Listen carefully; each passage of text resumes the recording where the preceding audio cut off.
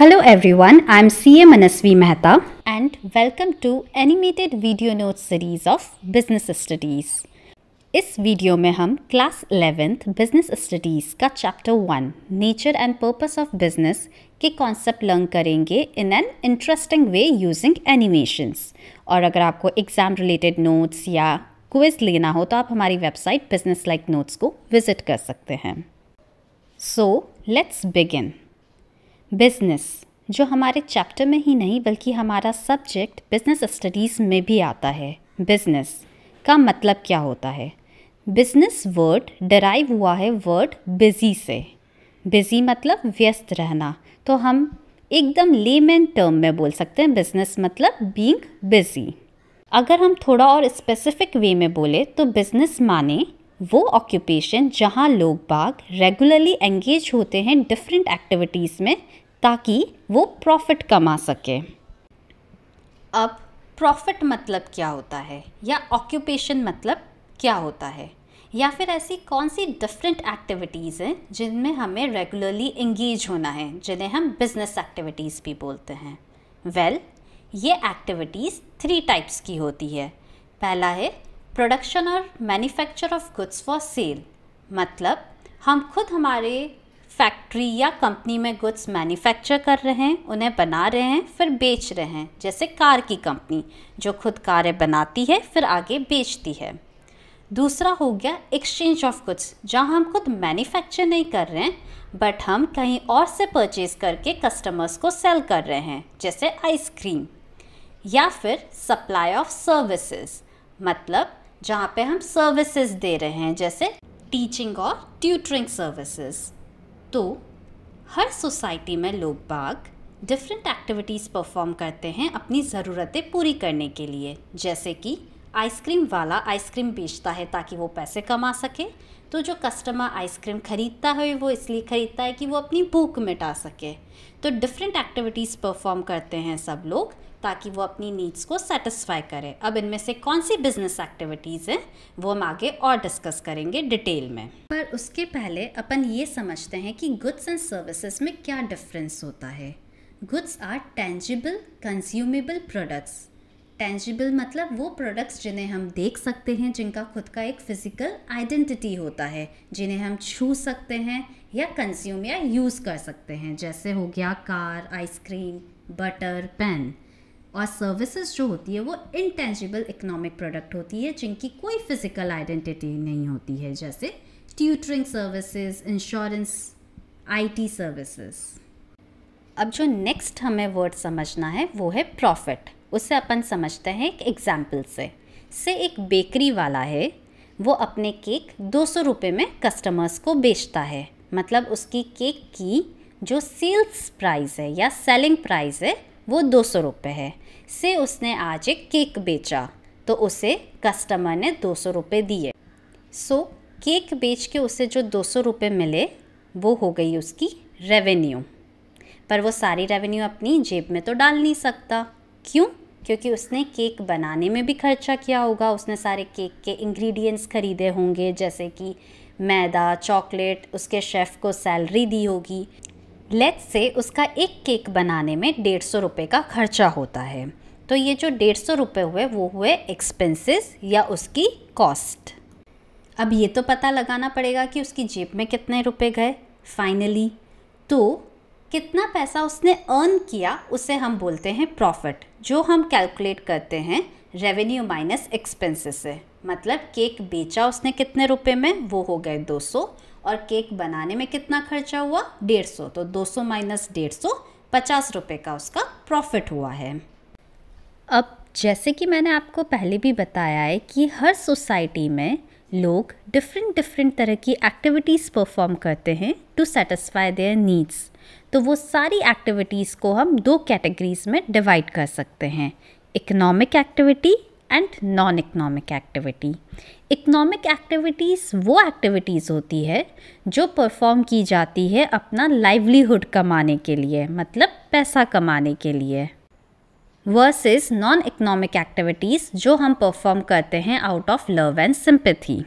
सो economic activity involve करता है production of goods या फिर exchange and distribution of goods and then final consumption of goods and services by customer, कि या तो हमने गुड्स प्रोड्यूस करके बेचे या फिर गुड्स हमने बाय करके आगे कस्टमर को बेचे जो उन्होंने फाइनली कंज्यूम किए, या फिर हमने सप्लाई ऑफ सर्विसेज की, जैसे कि एक कैब ड्राइवर एक गाड़ी खरीदता है ताकि वो टैक्सी या ड्राइविंग सर्विसेज दे सके। तो जो भी हम इकोनॉमिक एक्टिविटी करते हैं उनका मेन मोटिव होता है पैसे कमाना। उसके against non economic activities perform करते हैं out of love, sympathy, patriotism. वहाँ पे मोटिव पैसा कमाना बिल्कुल नहीं होता है। तो अब कुछ एग्जाम्पल्स लेते हैं एंड आपको आइडेंटिफाई करना है कि वो इकोनॉमिक है या नॉन इकोनॉमिक एक्टिविटी है। फर्स्ट, एक वर्कर फैक्ट्री में काम कर रहा है, तो वो हो गया इकोनॉमिक एक्टिविटी क्योंकि वहाँ से उसे पैसे मिलेंगे। अब एक डॉक्टर एक पेशेंट को चेक कर रहा है अपने क्लिनिक में, अगेन वो हो गया इकोनॉमिक एक्टिविटी क्योंकि डॉक्टर पेशेंट से पैसे लेगा। अब एक छोटा लड़का एक बूढ़ी आंटी को रोड क्रॉस करवा रहा है, तो वो हो गया नॉन इकोनॉमिक एक्टिविटी क्योंकि वो out of love road cross करवा रहा है।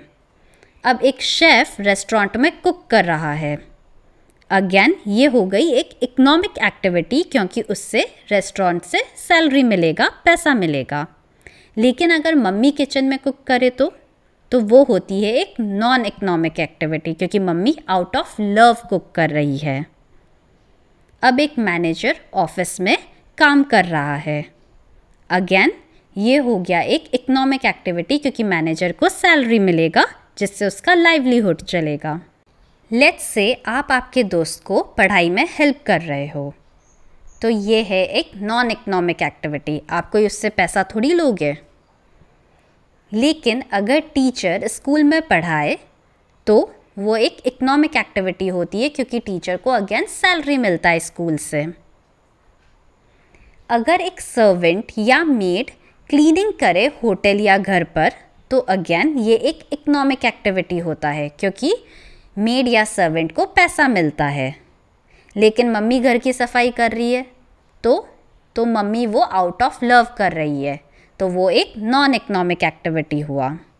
तो फाइनली क्रक्स ये निकलता है कि इकोनॉमिक एक्टिविटीज़ परफॉर्म की जाती है पैसा कमाने के मोटिव से, that is to earn our livelihood. अब इकोनॉमिक एक्टिविटीज़ को हम डिवाइड कर सकते हैं 3 कैटेगरीज़ में। पहला हो गया बिजनेस, जैसे कि एक आइसक्रीम वेंडर आइसक्रीम बेच रहा है कस्टमर्स को, तो वो बिजनेस कर रहा है। लेकिन अगर एक मैनेजर कंपनी में काम कर रहा है तो उसे बोलते हैं वो जॉब या एम्प्लॉयमेंट कर रहा है जहाँ से उसे सैलरी मिलेगा। और तीसरा कैटेगरी हो गया प्रोफेशन, जिसमें हम एक्सपर्ट नॉलेज एक्वायर करते हैं और किसी प्रोफेशनल बॉडी के मेंबर बनते हैं, जैसे कि सीए जिसने खुद की एक प्रैक्टिस डाली है, या फिर एक डॉक्टर जो अपना खुद का क्लिनिक ओपन करता है और फिर पेशेंट से प्रोफेशनल फीस चार्ज करता है। सो इन तीनों टर्म्स को अपन को और डिटेल में समझना है। स्टार्ट करते हैं बिजनेस से। अब बिजनेस क्या होता है एंड उसके रिलेटेड टर्म्स अपन ऑलरेडी समझ चुके हैं, लेकिन जो डेफिनेशन अपन को एग्ज़ाम में लिखनी है जिसके अपन को मार्क्स मिलेंगे वो एक बार डिस्कस करते हैं। Business may be defined as an economic activity involving the production and sale of goods and services undertaken with a motive of earning profit by satisfying human needs in society. So 5 keywords जिन पे अपन को focus करना है और make sure करना है कि हम exam में लिख कर आएँ वो है business is an economic activity जो इन्वॉल्व करता है प्रोडक्शन एंड सेल, किसका? गुड्स एंड सर्विसेज का। क्यों? With a motive of earning profits. कैसे? by satisfying human needs in society. तो अब अपन आते हैं नेक्स्ट टॉपिक पे, वो है profession, second type of economic activity. अब कॉमर्स में सबसे पॉपुलर प्रोफेशन कौन सा है? Chartered accountancy. क्यों? क्योंकि चार्टर्ड अकाउंटेंट्स जो बनते हैं वो सबसे पहले तो सीए की पढ़ाई करते हैं, जहाँ पे वो एक्सपर्ट नॉलेज एक्वायर करते हैं। उसके बाद उन्हें इंस्टीट्यूट से, जो सीए का मेन प्रोफेशनल बॉडी है, institute of chartered accountants of India ICAI, वहाँ से उन्हें मेंबरशिप मिलती है और इंस्टीट्यूट ही डिफ़ाइन करता है कि उन्हें क्या code of conduct and guidelines follow करनी है। तो जो सीए अपनी खुद की प्रैक्टिस खोलते हैं उन्हें बोलते हैं प्रोफेशनल्स, और वो अपने क्लाइंट से क्या चार्ज करते हैं, प्रोफेशनल फ़ी। प्रोफेशन की डेफिनेशन में हमें 4 कीवर्ड्स पे फोकस करना है। पहले प्रोफेशन में एक्सपर्ट नॉलेज एक्वायर करते हैं, उसके बाद जो मेन प्रोफेशनल बॉडी होती है वो कुछ guidelines and code of conduct देती है, उन्हें फॉलो करना होता है, और जो लोग प्रोफेशन कैरी आउट करते हैं उन्हें प्रोफेशनल्स बुलाते हैं। और वो प्रोफेशनल्स अपने क्लाइंट से कैसे इनकम अर्न करते हैं, through professional fees. So basically वो चार्टर्ड अकाउंटेंट्स जो अपनी खुद की प्रैक्टिस करते हैं उन्हें प्रोफेशनल्स बोलते हैं। लेकिन कुछ चार्टर्ड अकाउंटेंट्स ऐसे भी होते हैं जो खुद की प्रैक्टिस ना खोलकर किसी कंपनी में जॉब करते हैं, तो उन्हें एम्प्लॉयज़ बोलते हैं और वो एम्प्लॉयमेंट कर रहे हैं।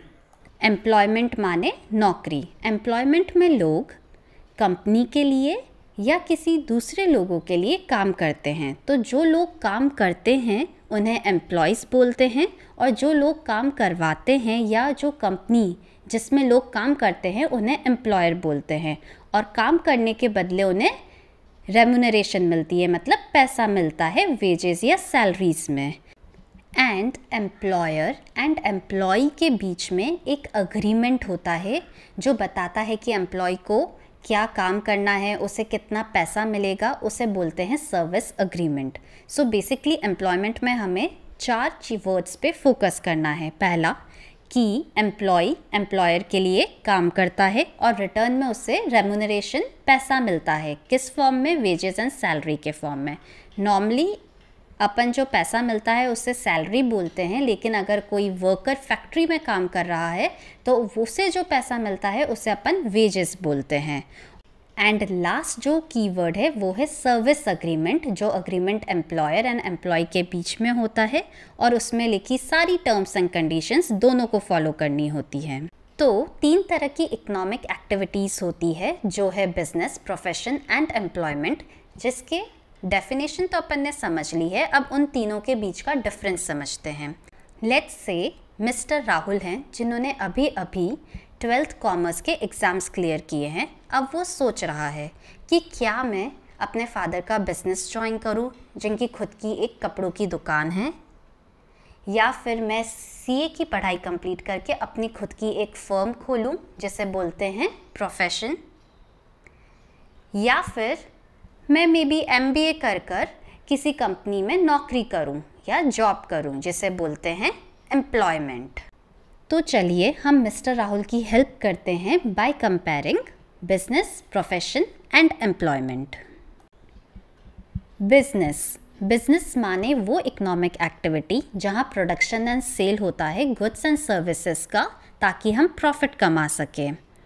प्रोफेशन में हम एक्सपर्ट नॉलेज एक्वायर करते हैं और किसी प्रोफेशनल बॉडी के मेंबर बनते हैं और उन्हीं की guidelines and code of conduct follow करते हैं। जैसे डॉक्टर जो खुद का क्लिनिक खोलता है वो एक प्रोफेशनल है, या चार्टर्ड अकाउंटेंट और लॉयर जिनकी खुद की प्रैक्टिस है। एम्प्लॉयमेंट माने नौकरी, जहाँ पे हम किसी कंपनी के लिए काम करते हैं और बदले में हमें सैलरी मिलता है। तो पहला डिफरेंस हम जो समझेंगे वो है मोड ऑफ एस्टेब्लिशमेंट में, मतलब कैसे अपन इसे स्टार्ट करते हैं। बिज़नेस स्टार्ट करने के लिए हमें मेनली डिसीजन लेना पड़ता है, और बहुत कम ऐसे बिज़नेस होते हैं जहाँ पे कोई लीगल फॉर्मेलिटीज़ होती है। लेकिन प्रोफेशन को स्टार्ट करने से पहले हमें किसी प्रोफेशनल बॉडी का मेंबर बनना पड़ता है। जैसे अगर कोई सीए अपनी प्रैक्टिस खोलना चाहता है तो उसे इंस्टीट्यूट ऑफ चार्टर्ड अकाउंटेंट से सर्टिफिकेट ऑफ प्रैक्टिस लेना पड़ेगा। और एम्प्लॉयमेंट में हमें एक अपॉइंटमेंट लेटर या जो जॉब ऑफ़र होता है वो चाहिए होता है, तभी हम किसी के लिए काम कर सकते हैं। दूसरा डिफरेंस है नेचर ऑफ वर्क, किस तरह का काम होता है। बिजनेस में तो क्या होता है, production and sale of goods and services. Public को हम गुड्स एंड सर्विसेज सेल करते हैं। प्रोफेशन में हम एक्सपर्ट सर्विसेज रेंडर करते हैं, जैसे इनकम टैक्स रिटर्न भरना या फिर ऑडिट करना क्लाइंट की। और एम्प्लॉयमेंट में एम्प्लॉय को क्या काम करना है वो सर्विस अग्रीमेंट में मेंशन होता है और उसी के अकॉर्डिंग एम्प्लॉय को काम करना होता है। नेक्स्ट डिफरेंस है क्वालिफिकेशन, मतलब आपको कितनी पढ़ाई करनी है। बिजनेस स्टार्ट करने में कोई क्वालिफिकेशन एज सच नेसेसरी नहीं होता है, लेकिन प्रोफेशन स्टार्ट करने में आपको पढ़ाई और जो भी ट्रेनिंग एक प्रोफेशनल बॉडी मेंशन करती है वो लेनी पड़ेगी। जैसे आप सीए इन प्रैक्टिस बनना चाहते हैं तो जो सीए की प्रोफेशनल बॉडी है, the institute of chartered accountants of India, वो जो सीए का कोर्स बताती है, जो एग्ज़ाम्स कंडक्ट करती है, वो क्लियर कर आर्टिकलशिप करके ही आप अपना सीए का प्रोफेशन खोल सकते हैं। एंड एम्प्लॉयमेंट में एम्प्लॉयर मेंशन करता है कि उसे क्या क्वालिफ़िकेशन चाहिए। जैसे अगर उसे इंजीनियर हायर करने हैं तो वो लिखेगा कि मुझे बीटेक क्वालिफाइड स्टूडेंट्स ही चाहिए। नेक्स्ट डिफरेंस है हमें क्या रिवॉर्ड या रिटर्न मिल रहा है। इकोनॉमिक एक्टिविटी हम परफॉर्म करते हैं पैसा कमाने के लिए, तो बिजनेस में हम प्रॉफिट्स अर्न करते हैं। वहीं प्रोफेशन में हम प्रोफेशनल फ़ी चार्ज करते हैं क्लाइंट से, और एम्प्लॉयमेंट में एम्प्लॉय को सैलरी या वेजेस मिलते हैं। नेक्स्ट डिफरेंस है कैपिटल इन्वेस्टमेंट में, मतलब स्टार्ट करने में हमें कितना पैसा लगाना होता है। बिजनेस में हमें पैसा जो लगाते हैं वो बिज़नेस की नेचर देख के लगाते हैं। मतलब अगर हम छोटा बिज़नेस खोल रहे हैं, एक ग्रोसरी शॉप खोल रहे हैं, तो हमें कम पैसा चाहिए, लेकिन अगर हम सुपरमार्केट खोलना चाहते हैं तो हमें ज़्यादा पैसा चाहिए होगा। प्रोफेशन में हमें बिज़नेस के कंपैरिजन में कम पैसा लगाना होता है, और एम्प्लॉयमेंट में तो हमें कुछ भी इन्वेस्ट नहीं करना होता है, मतलब कुछ भी पैसा नहीं लगाना होता है। नेक्स्ट डिफरेंस है रिस्क में, माने कि खतरा कितना है। बिजनेस में सबसे ज़्यादा रिस्क होती है। अगर हमें आइसक्रीम एक शॉप से नहीं मिलती है तो हम दूसरी शॉप से ख़रीद लेते हैं, तो जो प्रॉफिट्स होते हैं वो अनसर्टेन और इरेगुलर होते हैं बिजनेस में। प्रोफेशन में मेनली आपने सुना होगा कि सीए डॉक्टर्स लोगों के फिक्स रहते हैं, तो वहाँ पे जो इनकम होती है वो रेगुलर होती है, माने कि रिस्क कंपैरेटिवली कम होती है। और एम्प्लॉयमेंट में एज सच कोई रिस्क नहीं होती है, वहाँ तो हर महीने एम्प्लॉयज़ की सैलरी आती ही है। नेक्स्ट डिफरेंस है ट्रांसफ़र ऑफ इंटरेस्ट में, मतलब जो इकोनॉमिक एक्टिविटी हम परफॉर्म कर रहे हैं क्या वो कोई दूसरा कर सकता है। बिजनेस में तो अपन ने बहुत सुना है कि पहले पापा शॉप चला रहे थे, अब उनका बेटा वो शॉप चला रहा है, तो बिजनेस में ट्रांसफ़र ऑफ इंटरेस्ट पॉसिबल है विद सम फॉर्मेलिटीज़। प्रोफेशन में ट्रांसफ़र ऑफ इंटरेस्ट पॉसिबल नहीं होता है, क्योंकि वहाँ पर हम पर्सनलाइज्ड एक्सपर्ट सर्विसेज रेंडर करते हैं। बट इसके कुछ एक्सेप्शन होते हैं कि पापा सीए हैं और अगर बेटा भी सीए बन गया तो मे बी वो उनकी फर्म चला सकता है। एम्प्लॉयमेंट में अगेन ट्रांसफ़र ऑफ इंटरेस्ट नहीं पॉसिबल है, मतलब कि पापा एक जगह नौकरी कर रहे हैं, अब उनका बेटा उसी जगह वही नौकरी करे, तो ऐसा नहीं होता है। नेक्स्ट डिफरेंस है कोड ऑफ कंडक्ट में। तो बिजनेस में एज सच कोई कोड ऑफ कंडक्ट प्रिस्क्राइब नहीं होता है, पर बिजनेसमैन खुद अपने कोड ऑफ कंडक्ट्स बना सकता है, जैसे कि वो ऑनेस्टली काम करेगा। प्रोफेशन में तो मस्ट है कि जो भी प्रोफेशनल हैं वो कोड ऑफ कंडक्ट्स फॉलो करे प्रोफेशनल बॉडी ने जो बता रखे हैं। जैसे अगर कोई सीए है तो उसे इंस्टीट्यूट ऑफ चार्टर्ड अकाउंटेंट्स ने जो भी code of conducts and guidelines बताई है उन्हीं के अकॉर्डिंग काम करना होगा। एम्प्लॉयमेंट में अगेन मस्ट है कि एम्प्लॉयज़ जो भी code of conduct service agreement में मेंशन हो उसी के अकॉर्डिंग काम करें। सो आई होप कि आपको तीनों economic activities, business, profession and employment के बीच के डिफरेंसेस क्लियर हो गए होंगे। अब क्योंकि हमारे चैप्टर का नाम ही nature and purpose of business है, हम बिजनेस के बारे में और लर्न करेंगे कि उसकी क्या कैरेक्टरिस्टिक्स होती हैं, उसके क्या ऑब्जेक्टिव्स होते हैं, बिजनेस में क्या क्या रिस्क होती है और बिजनेस को कैसे स्टार्ट करते हैं। लेकिन उन सब पे जाने से पहले एक बार फटाफट बिजनेस की डेफिनेशन फिर से रिवाइज करते हैं। बिजनेस वो इकोनॉमिक एक्टिविटी है जो इन्वॉल्व करता है production and sale of goods and services. क्यों? ताकि हम प्रॉफिट कमा सके। और कैसे? By satisfying human needs in society. और यही डेफिनेशन एज इट इज़ हमें एग्ज़ाम में लिख कर आनी है कि business may be defined as an economic activity involving the production and sale of goods and services undertaken with a motive of earning profits by satisfying human needs in society। तो अब अपन समझते हैं कि बिज़नेस की क्या characteristics या features होते हैं। जैसे कि अपन ने पहले पढ़ा कि सोसाइटी में लोग बहुत सारी एक्टिविटीज़ परफॉर्म करते हैं, बट उनमें से कौन सी बिज़नेस एक्टिविटीज़ है, उनकी क्या फंडामेंटल कैरेक्टरिस्टिक्स होती है जिससे अपन उन्हें डिस्टिंग्विश कर सकते हैं दूसरी सारी एक्टिविटीज़ से, वो जानते हैं। सबसे पहले बिज़नेस एक्टिविटीज़ जो होती है वो एक इकोनॉमिक एक्टिविटी होती है, जो हमने बिज़नेस की डेफिनेशन में भी पढ़ा था। क्योंकि बिज़नेस अपन करते हैं पैसे कमाने के मोटिव से। The objective to do business is to earn our livelihood, ना कि हम बिज़नेस करते हैं out of love, sympathy, affection और एनी अदर इमोशन के लिए। अब बिज़नेस एक्टिविटी दो तरह से अपन कर सकते हैं। एक तो हो गया स्मॉल या इंडिविजुअल लेवल पे। उसका मोस्ट कॉमन एग्जांपल हो गया किराना की दुकान, जो हर स्ट्रीट या लोकेलिटी में खुलती है और जो एक इंडिविजुअल खोलता है। और दूसरा अपन बिज़नेस कर सकते हैं लार्ज स्केल पे, जो बहुत फॉर्मल और ऑर्गेनाइज्ड होता है, जैसे कि डी-मार्ट के सुपरमार्केट्स, जो मेनली कंपनी या कोऑपरेटिव सोसाइटी ओपन करती है। नेक्स्ट कैरेक्टरिस्टिक है प्रोडक्शन और procurement of goods and services. Business enterprises या तो खुद गुड्स को मैन्युफैक्चर या प्रोड्यूस करती है, जैसे कि अमूल, जहाँ की फैक्ट्री में आइसक्रीम मैन्युफैक्चर होती है और फिर अमूल की शॉप्स पे वो आइसक्रीम बिकती है। और दूसरी तरह की बिजनेस एंटरप्राइज होती है जो खुद मैन्युफैक्चर नहीं करती है, बट दूसरी कंपनी से ख़रीदती है और फिर कस्टमर्स को बेचती है, जैसे नॉर्मल आइसक्रीम वाला जो वाडीलाल, अमूल और सबसे आइसक्रीम ख़रीद के कस्टमर्स को बेचता है।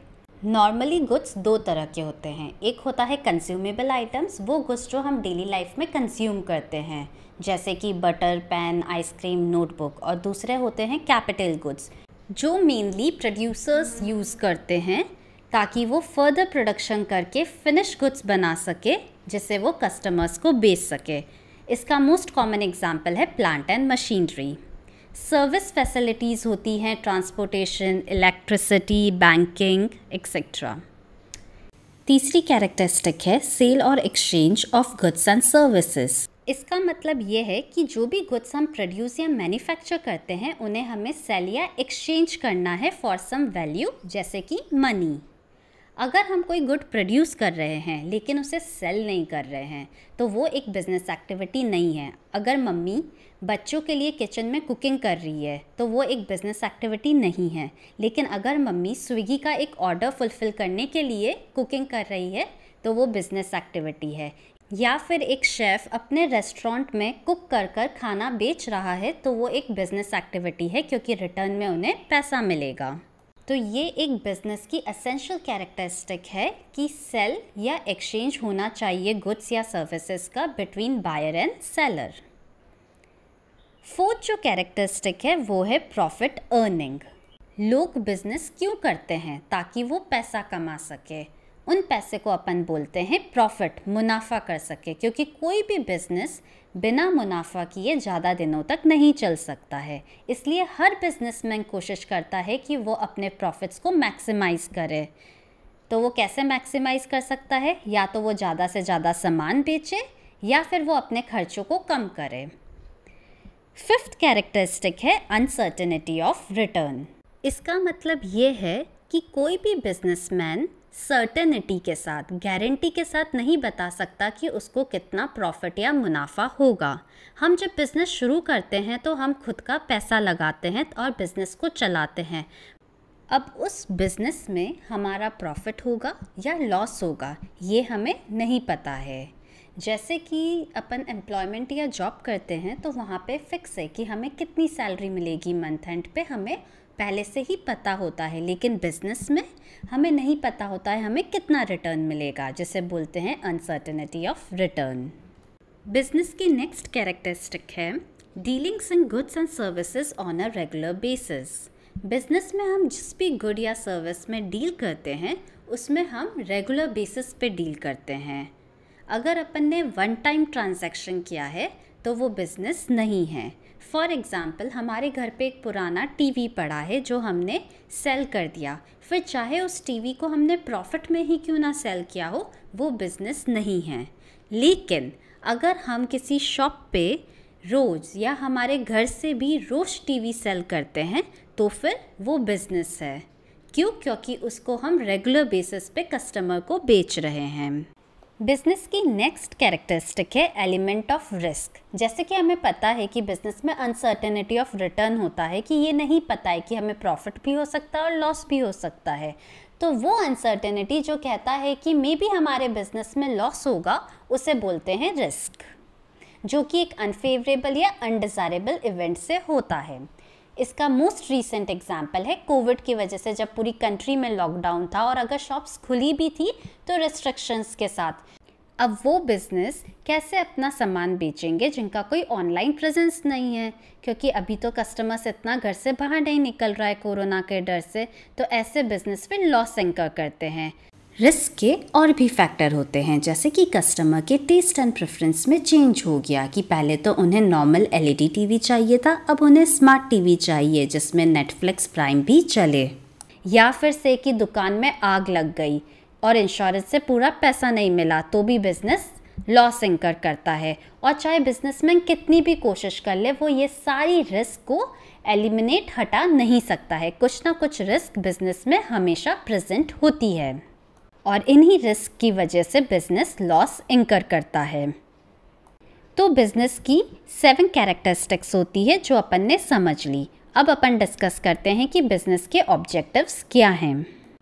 हर बिज़नेस का स्टार्टिंग पॉइंट होता है ऑब्जेक्टिव। मतलब अगर हम बिज़नेस कर रहे हैं तो कुछ ऑब्जेक्टिव्स को अचीव करने के लिए कर रहे हैं।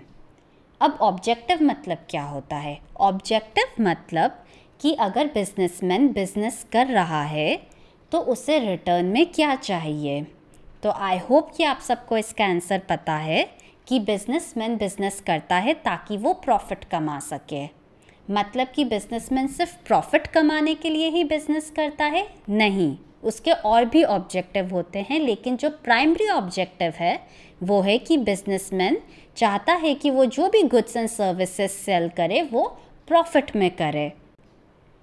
प्रॉफिट माने मुनाफा, जो कि अपन कैलकुलेट करते हैं total sales revenue minus total expenses या टोटल कॉस्ट से। एक बेकरी है जो एक केक बनाने में 150 रुपये का खर्चा करती है, जिसमें केक के इंग्रेडिएंट्स, शेफ़ की सैलरी, उस केक को बनाने में कितनी लगती है वो सब आ गया। अब वही बेकरी एक केक को बेचती है ₹200 में, तो उसका प्रॉफिट होगा 200 रुपये जो उसकी रेवेन्यू है माइनस जो भी उस केक को बनाने में खर्चे हुए जो कि 150, तो 200 माइनस 150 ₹50 का उसका प्रॉफिट होगा। और एवरी बिजनेस में बिजनेसमैन कोशिश करता है कि जितना भी उसने खर्चा किया है, रुपए स्पेंड किए हैं, उससे ज़्यादा उसे पैसा मिले, उसकी रेवेन्यू हो, ताकि वो प्रॉफिट कमा सके। तो प्रॉफिट हो गया excess of revenue over cost. Business के ऑब्जेक्टिव समझते वक्त हमें 2 बातों का ध्यान रखना है कि प्रॉफिट अर्न करना बिजनेस का प्राइमरी लीडिंग ऑब्जेक्टिव तो है, लेकिन वो एक अकेला ऑब्जेक्टिव नहीं होता है, बिजनेस के और भी ऑब्जेक्टिव होते हैं। और दूसरा कि 2 बिजनेस के बहुत सारे ऑब्जेक्टिव्स होते हैं, प्रॉफिट अर्निंग सबसे मेन ऑब्जेक्टिव होता है बिजनेस का, जिसकी इम्पोर्टेंस को इग्नोर नहीं किया जा सकता है। क्यों? क्योंकि बिजनेस में हम इनकम प्रॉफिट के थ्रू अर्न करते हैं। अगर बिजनेसमैन पैसा नहीं कमाएगा तो उसका बिजनेस सर्वाइव ही नहीं करेगा। बिजनेसमैन को चाहिए कि वो प्रॉफिट अर्न करे ताकि वो अपने बिजनेस को एक्सपेंड कर सके, उसकी रेप्यूटेशन बिल्ड कर सके, और प्रॉफिट से ही इंडिकेशन मिलता है कि बिजनेसमैन कितना एफिशिएंटली अपना बिजनेस चला रहा है। माना कि बिजनेस का मेन प्राइमरी ऑब्जेक्टिव है कि प्रॉफिट कमाए, लेकिन बिजनेस का सिर्फ प्रॉफिट कमाना ही ऑब्जेक्टिव नहीं है, उसके और भी ऑब्जेक्टिव्स होते हैं। ऐसा अपन क्यों कहते हैं? क्योंकि अगर बिजनेसमैन ये सोचे कि उसे तो बस प्रॉफिट कमाना है, तो वो अपनी दूसरी responsibilities towards customer, employees, investors and society ignore करेगा। वो मे बी प्रॉफिट कमाने के लालच में सोसाइटी की रिसोर्सेज मिस यूटिलाइज करेगा। जैसे कि बिजनेसेस ज़्यादा से ज़्यादा ट्रीज़ कट कर रहे हैं, या एयर पोल्यूशन ज़्यादा क्रिएट कर रहे हैं, या फिर अपनी फैक्ट्री का जितना भी वेस्ट है वो डायरेक्ट रिवर में डंप कर रहे हैं। तो जो भी बिजनेसेस सोसाइटी की रिसोर्सेज एक्सप्लॉइट करते हैं या माल प्रैक्टिसेस करते हैं क्योंकि वो ज़्यादा से ज़्यादा प्रॉफिट कमा सके, उन्हें या तो लोगों से अपोजिशन मिलता है, उनके प्रोडक्ट्स को नहीं ख़रीदा जाता है, या फिर उन पे माल प्रैक्टिसेस के केसेस होते हैं, और लॉन्ग रन में ऐसे बिजनेसेस सक्सेसफुल नहीं होते हैं। इसलिए हमेशा प्रॉफिट अर्न करने के साथ हर बिजनेस के दूसरे भी ऑब्जेक्टिव्स होते हैं टुवर्ड्स सोसाइटी। तो इन दी कंक्लूजन अपन ये कह सकते हैं कि हर बिज़नेस का प्रॉफिट कमाना मेन ऑब्जेक्टिव तो है, लेकिन उसके साथ बिज़नेस के और भी ऑब्जेक्टिव्स होते हैं। तो बिज़नेस के जो दूसरे मल्टीपल ऑब्जेक्टिव्स हैं वो क्या हैं, चलिए वो डिस्कस करते हैं। हर बिज़नेस के बहुत सारी नीड्स एंड गोल्स होते हैं जिन्हें बिजनेसेस बैलेंस करते हैं थ्रू मल्टीपल ऑब्जेक्टिव्स। सिर्फ एक ऑब्जेक्टिव रखकर हम एक्सेलेंस नहीं अचीव करते हैं। तो बिजनेसेस ऑब्जेक्टिव रख के ये एनालाइज करते हैं कि उनकी परफॉर्मेंस कैसी चल रही है और क्या उन्हें स्टेप्स लेनी चाहिए ताकि उनकी परफॉर्मेंस फ्यूचर में और इम्प्रूव होए। हर बिजनेस के बहुत सारे एरियाज़ होते हैं जैसे कि सेल्स, फिनेंस, R&D, और बिज़नेस चाहेगा कि वो उन सारे एरियाज़ में ऑब्जेक्टिव सेट करे ताकि बिज़नेस की परफॉर्मेंस इम्प्रूव होए और बिज़नेस और ग्रो करे। ऑब्जेक्टिव्स जो सेट करने हैं वो बहुत स्पेसिफिक सेट करने हैं जो कॉन्क्रीट वे में बता सके कि बिज़नेस क्या करवाना चाहता है। जैसे कि सेल्स एरिया है तो कितनी यूनिट सेल करनी है, सेल्स टारगेट क्या है हर सेल्समैन के, वो ऑलरेडी डिसाइडेड होना चाहिए ताकि सेल्समैन ज़्यादा सेल कर रहा है, कम कर रहा है, उसकी परफॉर्मेंस हम इवैल्यूएट कर सकें। वैसे ही फिनेंस है कि कितना हमारा बजट है और एक्चुअल में कितने खर्चा हो रहा है, उसे हम इवैल्यूएट कर सकें। तो सेल्स, फिनेंस और ऐसे किन एरियाज़ में हमें ऑब्जेक्टिव सेट करना चाहिए, बिज़नेस के क्या मल्टीपल ऑब्जेक्टिव्स होने चाहिए, वो डिस्कस करते हैं। पहला है मार्केट स्टैंडिंग, मतलब कि मार्केट में हमारे बिज़नेस एंटरप्राइज की क्या पोजीशन है, क्या वो अपने कॉम्पिटिटर्स से आगे है या पीछे है। और हर बिज़नेस एंटरप्राइज को कोशिश करनी है कि उनकी मार्केट में स्ट्रॉन्ग पोजीशन हो, और वो कैसे कोशिश कर सकते हैं, बाय सेलिंग कॉम्पिटिटिव प्रोडक्ट्स जो कस्टमर की नीड्स को फुली सेटिस्फाई करें। इसको अपन समझते हैं टेलीकॉम इंडस्ट्री से, जहाँ पे 3 ही कंपनीज़ आज मार्केट में बहुत स्ट्रॉन्ग है, वो है जियो, वोडाफोन एंड एयरटेल। क्योंकि जब जियो का एंट्री हुआ, जब सिर्फ 2 ही कंपनीज उसे कंपटीशन दे पाई, वो है वोडाफोन एंड एयरटेल। बाकी सारी कंपनी जैसे कि आइडिया वो मर्ज हो गई या कुछ कंपनी तो बंद ही हो गई है। नेक्स्ट ऑब्जेक्टिव है इनोवेशन। किसी भी काम को करने का जब नया तरीका या नया वे इंट्रोड्यूस होता है तो उसे इनोवेशन कहते हैं। इनोवेशन या तो प्रोडक्ट एंड सर्विसेज में ही होता है या फिर इनोवेशन होता है उन प्रोडक्ट एंड सर्विसेज को सप्लाई करने की स्किल्स एंड एक्टिविटीज़ में। कोई भी बिजनेस एंटरप्राइज इस कॉम्पिटिटिव वर्ल्ड में विदाउट इनोवेशन नहीं फ्लरिश कर सकती है, इसलिए इनोवेशन एक इम्पॉर्टेंट ऑब्जेक्टिव है। इसको अपन समझते हैं गैस स्टोव के एग्जाम्पल से, जहाँ पे पहले हमारे पास सिंगल बर्नर का गैस स्टोव था जिसे बोलते थे चूल्हा, उसके इनोवेट होकर हमारे पास 2, 3, 4 बर्नर की गैस स्टोव हो गए हैं, और अब तो हमारे पास डुअल कॉम्बिनेशन है जहाँ पे नीचे कन्वेक्शन ओवन होते हैं और ऊपर कुकिंग के लिए कुक टॉप दिया जाता है। नेक्स्ट ऑब्जेक्टिव है प्रोडक्टिविटी। हर बिजनेस एंटरप्राइज की एफिशिएंसी मेजर करता है प्रोडक्टिविटी। प्रोडक्टिविटी हम कैलकुलेट कर सकते हैं बाय कंपेयरिंग कितना हमारा वैल्यू है आउटपुट का और कितना हमारा वैल्यू है इनपुट का। जैसे कि एक अपन बेकरी का एग्जाम्पल लेते हैं, तो आउटपुट क्या हो गया बेकरी के लिए? केक। लेकिन इनपुट क्या हो गया? केक के इंग्रेडिएंट्स, शेफ की सैलरी। से एक केक बनाने का हमारा इनपुट का वैल्यू है ₹150 और आउटपुट का क्या वैल्यू है, मतलब केक का क्या वैल्यू है? ₹200। तो प्रोडक्टिविटी माने value of output minus value of input, that is ₹50 हमारा प्रोडक्टिविटी होगा। तो जितना हमारा प्रोडक्टिविटी इंक्रीज होगा उतना ही बिजनेस को सरवाइव करने में, उन्हें आगे प्रोग्रेस करने में इजी होता है। इसलिए बिजनेस कोशिश करता है कि वो बेस्ट रिसोर्सेज यूटिलाइज करे ताकि उनकी जो इनपुट है, कॉस्ट है, वो डिक्रीज हो और आउटपुट जो है उसकी वैल्यू बढ़े। नेक्स्ट ऑब्जेक्टिव अपन डिस्कस करेंगे फिजिकल एंड फाइनेंशियल रिसोर्सेज में। फिजिकल रिसोर्सेज मतलब plant and machinery, furniture, offices etcetera. और फाइनेंशियल रिसोर्सेज मतलब फंड्स, कैपिटल, मनी। हर बिजनेस एंटरप्राइज को कोशिश करनी चाहिए कि वो जो भी उसकी फाइनेंशियल एंड फिजिकल रिसोर्सेज है उन्हें अपनी रिक्वायरमेंट्स के अकॉर्डिंग एक्वायर करे, उन्हें खरीदे और यूज भी एफिशिएंटली करे। नेक्स्ट ऑब्जेक्टिव है अर्निंग प्रॉफिट्स, जो कि हर बिजनेस का प्राइमरी एंड मेन ऑब्जेक्टिव होता है।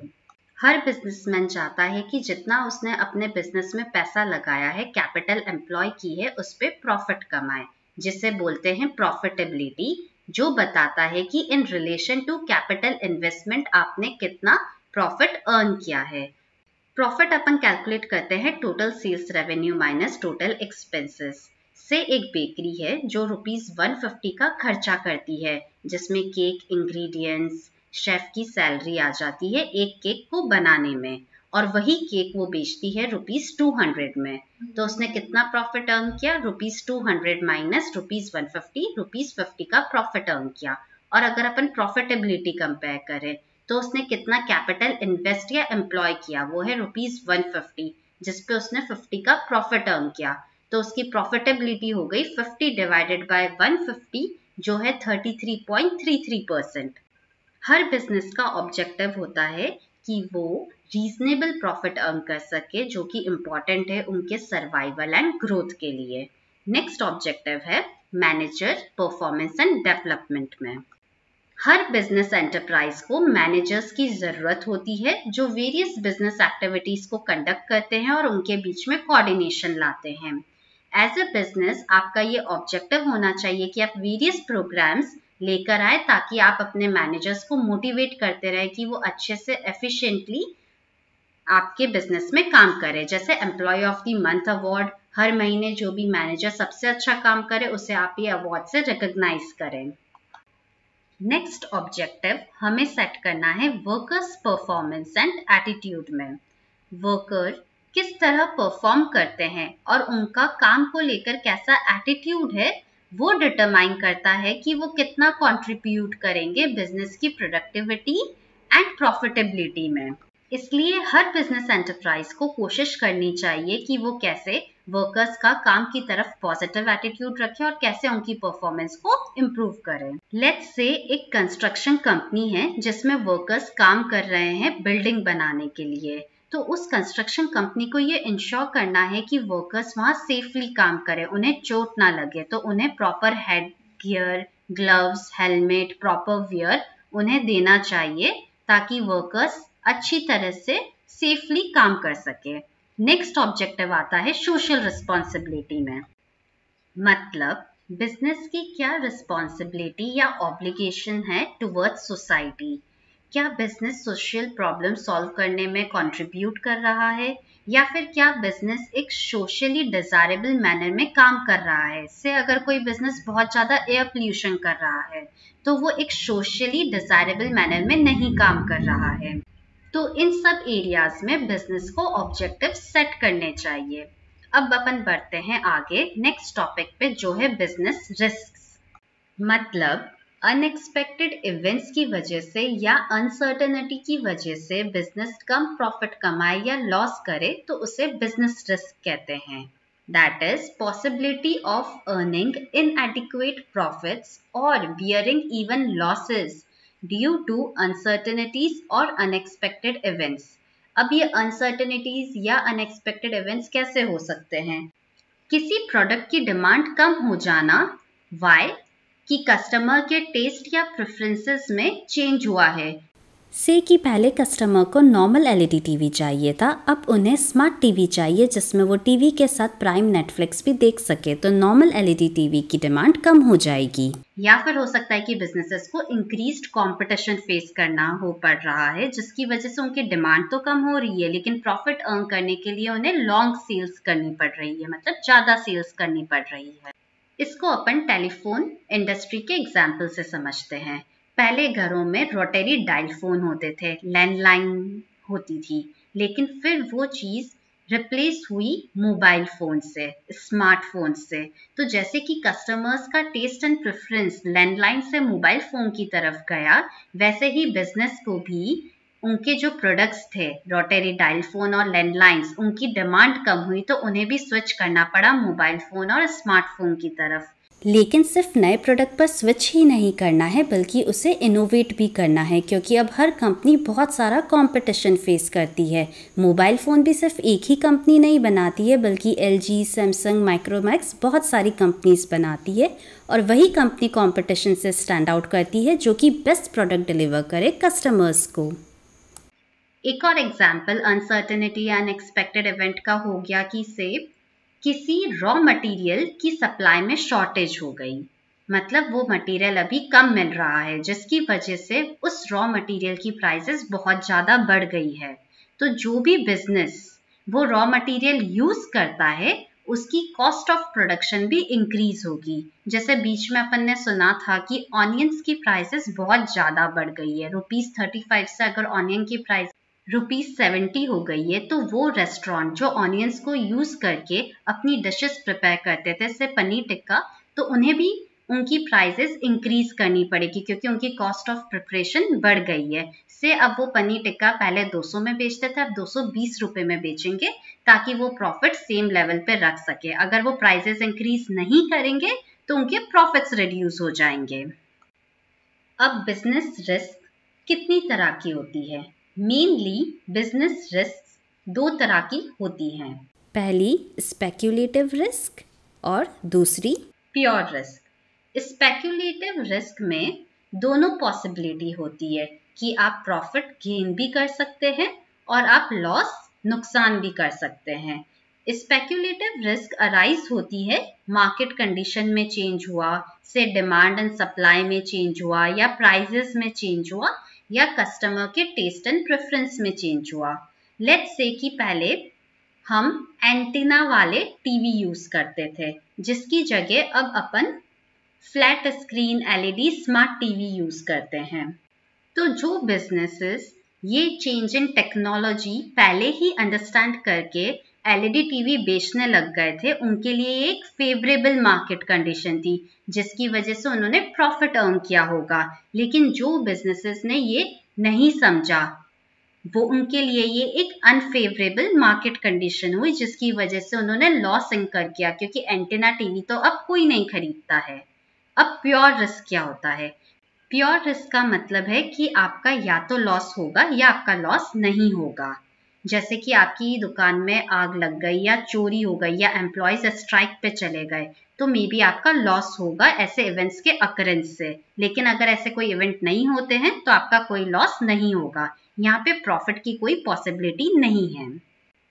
अब बिजनेस रिस्क की क्या नेचर या कैरेक्टरिस्टिक्स होती है वो समझते हैं।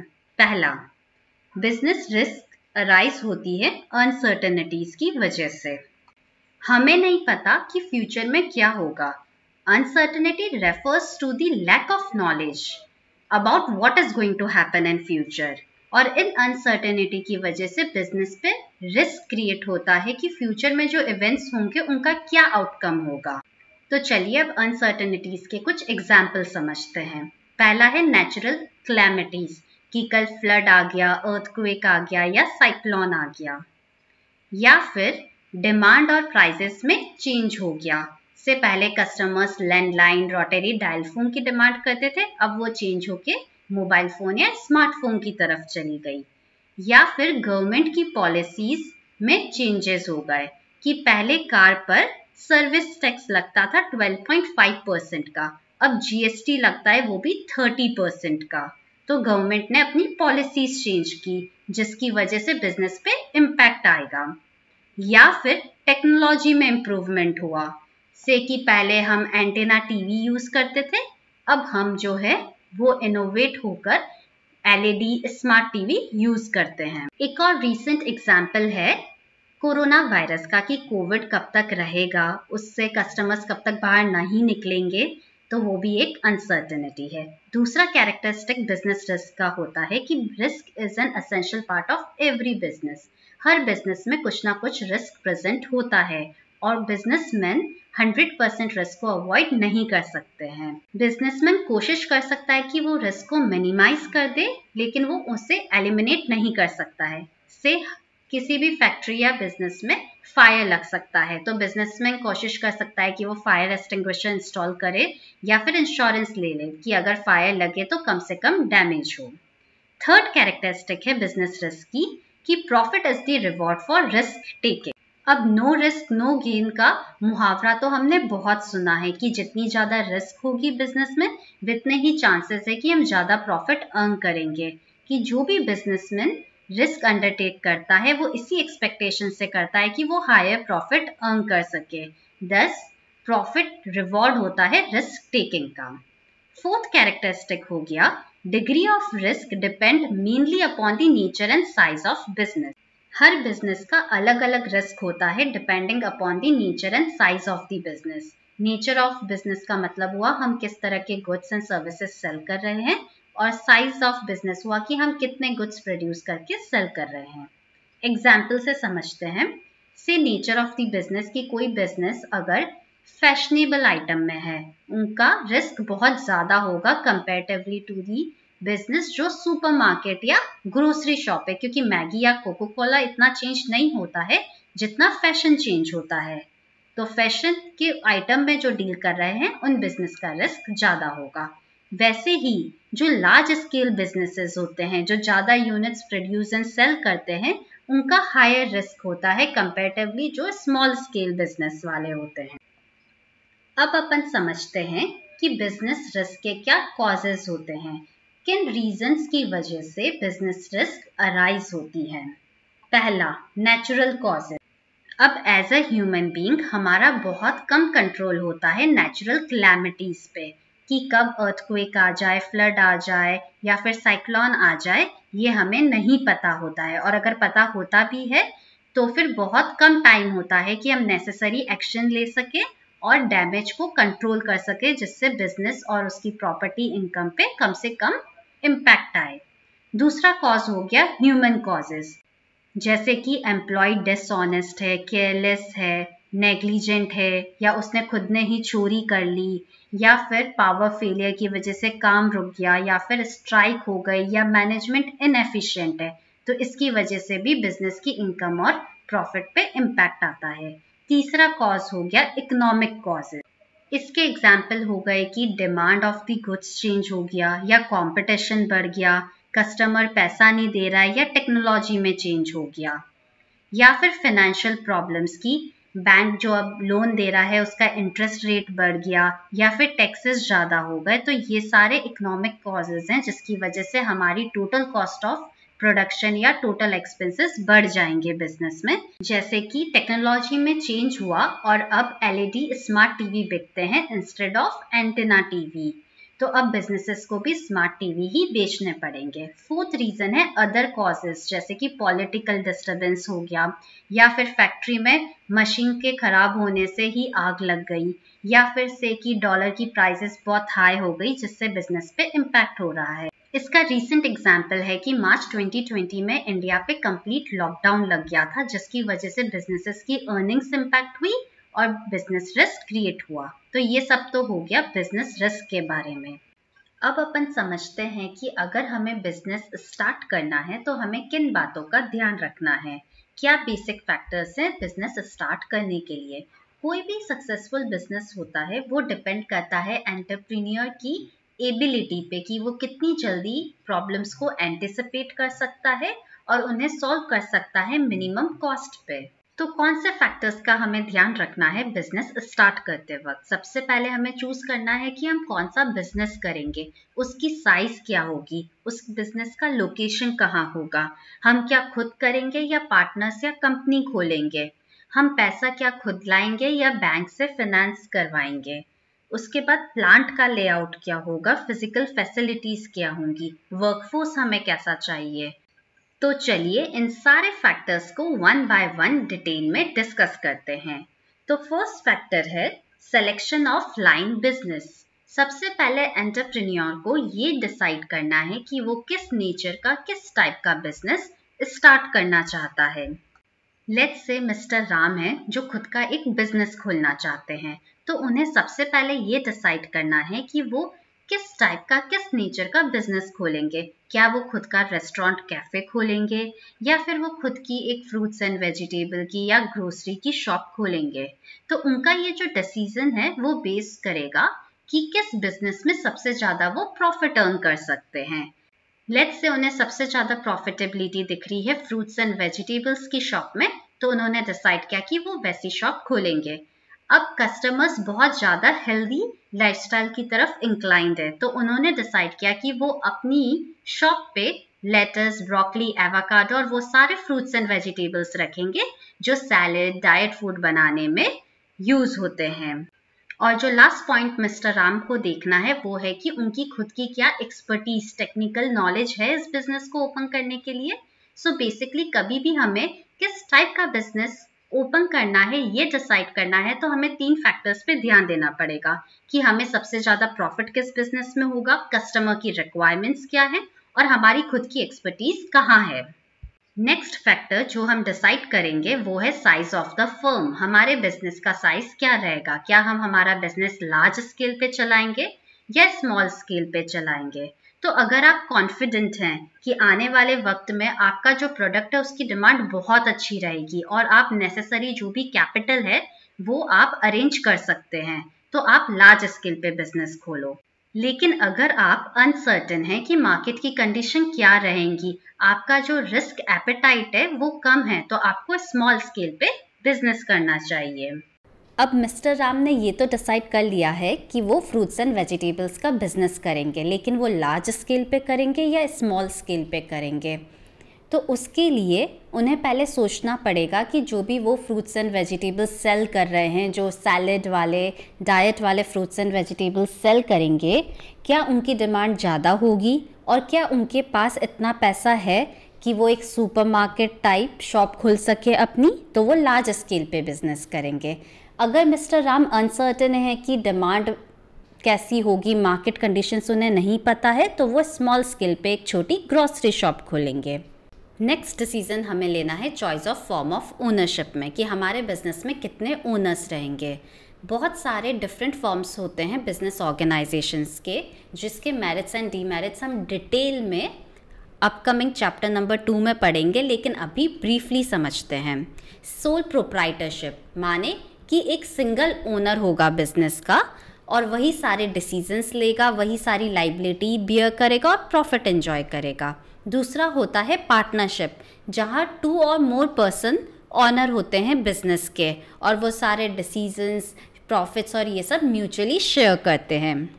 तीसरा फॉर्म होता है जॉइंट स्टॉक कंपनी, जहां बहुत सारे ओनर्स होते हैं जिन्हें हम शेयर होल्डर्स बोलते हैं।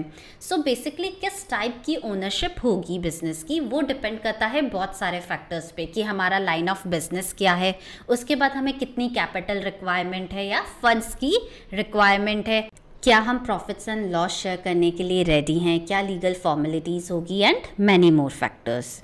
अब जैसे सोल प्रोप्राइटरशिप है तो वहाँ पे सिंगल ओनर है जो सारे डिसीजंस लेता है, प्रॉफिट भी वही एंजॉय करता है और लॉस भी वही बियर करता है। और अगर आप सिंगल ओनर हो तो आप कैपिटल कम ला पाते हो, इसलिए आप एक स्मॉल ग्रोसरी शॉप ही खोल पाओगे। लेकिन अगर आप पार्टनरशिप में हो, आप 2 या 3 मोर पर्सन हैं जो आपको ज्वाइन कर रहे हैं आपके बिजनेस में, तो मे बी आप सुपरमार्केट भी खोल सकते हो, लेकिन आपको प्रॉफिट लॉस और सब उनके साथ शेयर करना पड़ेगा। लेट्स से मिस्टर राम का बिज़नेस बहुत सक्सेसफुल हो गया, तो आगे उनका बिज़नेस कौन चलाएगा जब वो नहीं रहेंगे? तो आप कंपनी खोल सकते हैं मिस्टर राम, जिसमें कंटिन्यूटी ऑफ बिज़नेस रहता है कि उनके मरने के बाद भी बिज़नेस कंटिन्यू रहेगा। नेक्स्ट डिसीजन हमें लेना है लोकेशन ऑफ बिजनेस एंटरप्राइज, कि हम हमारी बिजनेस एंटरप्राइज को कहाँ लोकेट करेंगे। अब मिस्टर राम को ये डिसाइड करना है कि वो अपना बिजनेस कहाँ पे ओपन करें। क्या वो एक छोटी सिटी में ओपन करें जैसे अहमदाबाद, उदयपुर, इंदौर, या फिर मेट्रोपॉलिटन सिटी में ओपन करें जैसे कि मुंबई, बैंगलोर, चेन्नई, या फिर वो आउट ऑफ इंडिया ओपन करें जैसे कि फ्रांस या न्यूयॉर्क। सो बेसिकली आप कहाँ पे आपका बिजनेस खोलना चाहते हो वो कुछ फैक्टर्स पे डिपेंड करता है, जैसे कि raw material, labour easily available हो, फिर बहुत सारे ट्रांजैक्शन हमारे बैंक्स के साथ होंगे तो बैंक हो आसपास, रोड अच्छी हो ताकि ट्रांसपोर्टेशन फैसिलिटी स्मूथली हो। तो ये सारे फैक्टर्स को हमें कंसिडर करना पड़ता है जब भी हम लोकेशन ढूंढते हैं हमारे बिजनेस के लिए, क्योंकि अगर लोकेशन प्रॉपर फाइंड करने में मिस्टेक हो गया तो हो सकता है कि हमारी कॉस्ट ऑफ प्रोडक्शन बहुत ज़्यादा हो, से कि हमें लेबर ही नहीं मिल रही है आसपास काम करने के लिए, या रॉ मटेरियल हमारा बहुत दूर से आ रहा है तो हमारी ट्रांसपोर्टेशन कॉस्ट बहुत ज़्यादा बढ़ रही है, जिसकी वजह से हमें जो हमारे प्रोडक्ट्स हैं उनकी भी प्राइसेस बढ़ानी पड़ रही है। और हम बार बार तो हमारे फैक्ट्री या बिजनेस की लोकेशन नहीं चेंज कर सकते, तो इट इज़ वेरी इंपॉर्टेंट कि हम फर्स्ट टाइम में ही करेक्ट लोकेशन ढूंढें हमारे बिजनेस के लिए। अब नेक्स्ट फैक्टर जिस पे हमें डिसीजन लेना है वो है फिनेंसिंग दी प्रपोजिशन, मतलब हम हमारे बिजनेस को फिनेंस कैसे करेंगे, हमें फिनेंसेस क्यों चाहिए। तो किसी भी बिजनेस को स्टार्ट करने के लिए और उसके बाद बिजनेस एक्टिविटीज़ को रन करने के लिए हमें कैपिटल, फिनेंसेस या फंड्स चाहिए होते हैं। अब पहले तो मिस्टर राम को ये डिसाइड करना है कि उन्हें कितना कैपिटल या फंड्स चाहिए। तो कैपिटल हमें चाहिए होती है इन्वेस्टमेंट के लिए। कहाँ पे हमें इन्वेस्ट करना है? सबसे पहले फिक्स्ड एसेट में, मतलब लॉन्ग टर्म एसेट्स जो हमें चाहिए होते हैं हमारे प्रोडक्शन के लिए।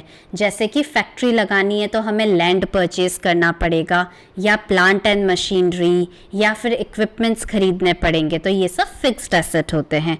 दूसरा, हमें इन्वेस्टमेंट करना है करंट एसेट्स में, मतलब कि शॉर्ट टर्म एसेट्स जो हम एक साल में यूज़ करेंगे, जैसे कि रॉ मटेरियल, या फिर हमें डेटर से पैसा कलेक्ट करना है तो डेटर्स करंट एसेट हैं, या फिर हमारे पास फिनिश गुड्स का स्टॉक पड़ा है जो हमें सेल करना है, या फिर हमें कैपिटल या फंड चाहिए होते हैं day to day expenses meet करने के लिए, जैसे कि इलेक्ट्रिसिटी का बिल भरना, या एम्प्लॉयज़ को सैलरी देना, या फिर रेंट देना।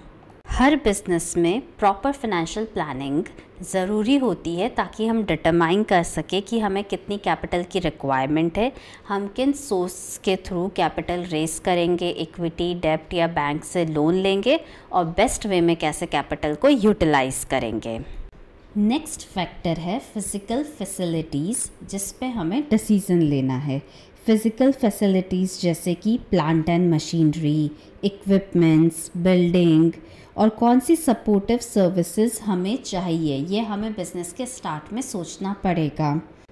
हमें किस तरह की फ़िज़िकल फैसिलिटीज़ चाहिए वो डिपेंड करता है कि हमारे बिज़नेस का नेचर एंड साइज़ क्या है, कितने हमारे पास फंड्स अवेलेबल हैं, और हमें कैसा प्रोसेस ऑफ प्रोडक्शन चाहिए। से मिस्टर राम हैं जो खुद का एक रेस्टोरेंट खोलना चाहते हैं, तो उन्हें किस तरह की फ़िज़िकल फैसिलिटीज़ चाहिए होंगी वो डिपेंड करेगा सबसे पहले उनके nature and size of the business में। अगर वो स्मॉल स्केल पे कर रहे हैं तो मे बी उन्हें एक बेकरी ओवन और उनसे उनका काम चल जाएगा, और अगर वो लार्ज स्केल पे कर रहे हैं तो फिर उन्हें बड़ी प्लांट एंड मशीनरी चाहिए होंगी। दूसरा, उन्हें डिसाइड करना है कि उनके पास कितना फंड्स अवेलेबल है जिसके अकॉर्डिंग वो फिज़िकल फैसिलिटीज़ इंस्टॉल करेंगे। और तीसरा, लेट्स से कि मिस्टर राम अपनी खुद की एक वुडन शॉप, फर्नीचर की शॉप खोलना चाह रहे हैं, तो क्या उन्हें प्रोसेस ऑफ प्रोडक्शन मैनुअल चाहिए या फिर उन्हें मशीन्स के थ्रू ऑटोमेटेड चाहिए। नेक्स्ट फैक्टर जिस पे हमें डिसीजन लेना है वो है प्लांट लेआउट। तो अब हमने ये तो डिसाइड कर लिया कि फ़िज़िकल फैसिलिटीज़ हमें क्या क्या चाहिए। अब इन फ़िज़िकल फैसिलिटीज़ को अरेंज कैसे करेंगे, कहाँ पे प्लांट एंड मशीनरी रखेंगे, कहाँ पर हम अदर इक्विपमेंट्स रखेंगे, तो उसका बिजनेसमैन को एक लेआउट बनाना होता है। लेआउट मतलब कि प्रोडक्ट मैन्युफैक्चर करने के लिए जो भी मशीन्स एंड इक्विपमेंट लगते हैं उनको किस तरह हम फिज़िकली अरेंज करेंगे। लेट्स से एक फैक्ट्री बनाते वक्त बिजनेसमैन को सोचना पड़ेगा कि कहाँ पे वर्कर्स का एंट्री एंड एग्ज़िट होगा, कहाँ से रॉ मटेरियल्स का एंट्री होगा, कहाँ से ट्रांसपोर्टेशन इजीली फैक्ट्री के अंदर आ सकता है, रॉ मटेरियल का वेयरहाउस कहाँ होगा, फिनिश गुड्स का वेयरहाउस कहाँ होगा, और कहाँ पे प्रोडक्शन की फैसिलिटी होगी, कहाँ पे plants, machinery and other equipments arrange किए जाएंगे। नेक्स्ट हमें डिसीजन लेना है कॉम्पिटेंट एंड कमिटेड वर्कफोर्स पर। हर एंटरप्राइज में ज़रूरत होती है लोगों की, वर्कफोर्स की, जो कि कमिटेड एंड कॉम्पिटेंट हो, ताकि वो वेरियस एक्टिविटीज़ परफॉर्म करके फाइनेंशियल एंड फिजिकल रिसोर्सेज को कन्वर्ट कर सके डिज़ायर्ड आउटपुट में। जैसे से मिस्टर राम है जिन्होंने बेकरी का बिजनेस खोला है, तो उन्हें बहुत सारे लोग चाहिए होंगे जो कन्वर्ट करेगा फाइनेंशियल एंड फिजिकल रिसोर्सेज, जैसे कि केक के इंग्रेडिएंट्स को किस में, डिजायर्ड आउटपुट में। आउटपुट क्या हो गया, केक, फिनिश प्रोडक्ट हो गया केक। क्योंकि एक इंडिविजुअल एंटरप्रेन्योर सारा काम खुद से नहीं कर सकता है, इसलिए उसको ज़रूरत होती है स्किल्ड एंड अनस्किल्ड वर्कर्स की और मैनेजरियल स्टाफ की जो बिजनेस एक्टिविटीज़ परफॉर्म करे। से रेस्टोरेंट चलाने में कितने काम होते हैं कि हमें फिनेंसेस मैनेज करने हैं, उसके बाद केक और अदर प्रोडक्ट्स को बेक करना है, उसके बाद कस्टमर्स को सर्विस देनी है, मार्केटिंग करनी है। तो ये सारा काम एक इंडिविजुअल इंसान नहीं कर सकता है, तो मिस्टर राम को लोग हायर करने पड़ेंगे, जैसे कि उन्हें शेफ़ और बेकर हायर करने पड़ेंगे, उसके बाद उन्हें जो कस्टमर को सर्विस दे सके वो हायर करने पड़ेंगे, एक मैनेजर हायर करना पड़ेगा जो इन सब लोगों को मैनेज कर सके। तो मिस्टर राम को सिर्फ लोगों को हायर ही नहीं करना है, बट ये भी प्लान बनाने हैं कि कैसे इन सारे एम्प्लॉयज़ को ट्रेन कर सके, मोटिवेट कर सके। से अपन employee of the month award रखें कि जो भी बेस्ट परफॉर्म करेगा उसे हम मॉनेटरी अवार्ड देंगे, ताकि एम्प्लॉयज़ मोटिवेटेड रहें। नेक्स्ट फैक्टर जिस पे हमें सोचना है वो है टैक्स प्लानिंग। टैक्सेस मतलब कितना पैसा हम गवर्नमेंट को देते हैं। से कि हम ट्रांसपोर्ट कर रहे हैं रॉ मटेरियल, तो हमें चाहिए कि रोड्स अच्छी रहे। अब रोड्स कौन बनवाता है, गवर्नमेंट बनवाती है, और उनके पास पैसा कहाँ से आता है, थ्रू टैक्सेस। तो हर कंट्री में बहुत सारे टैक्स लॉज एप्लीकेबल होते हैं।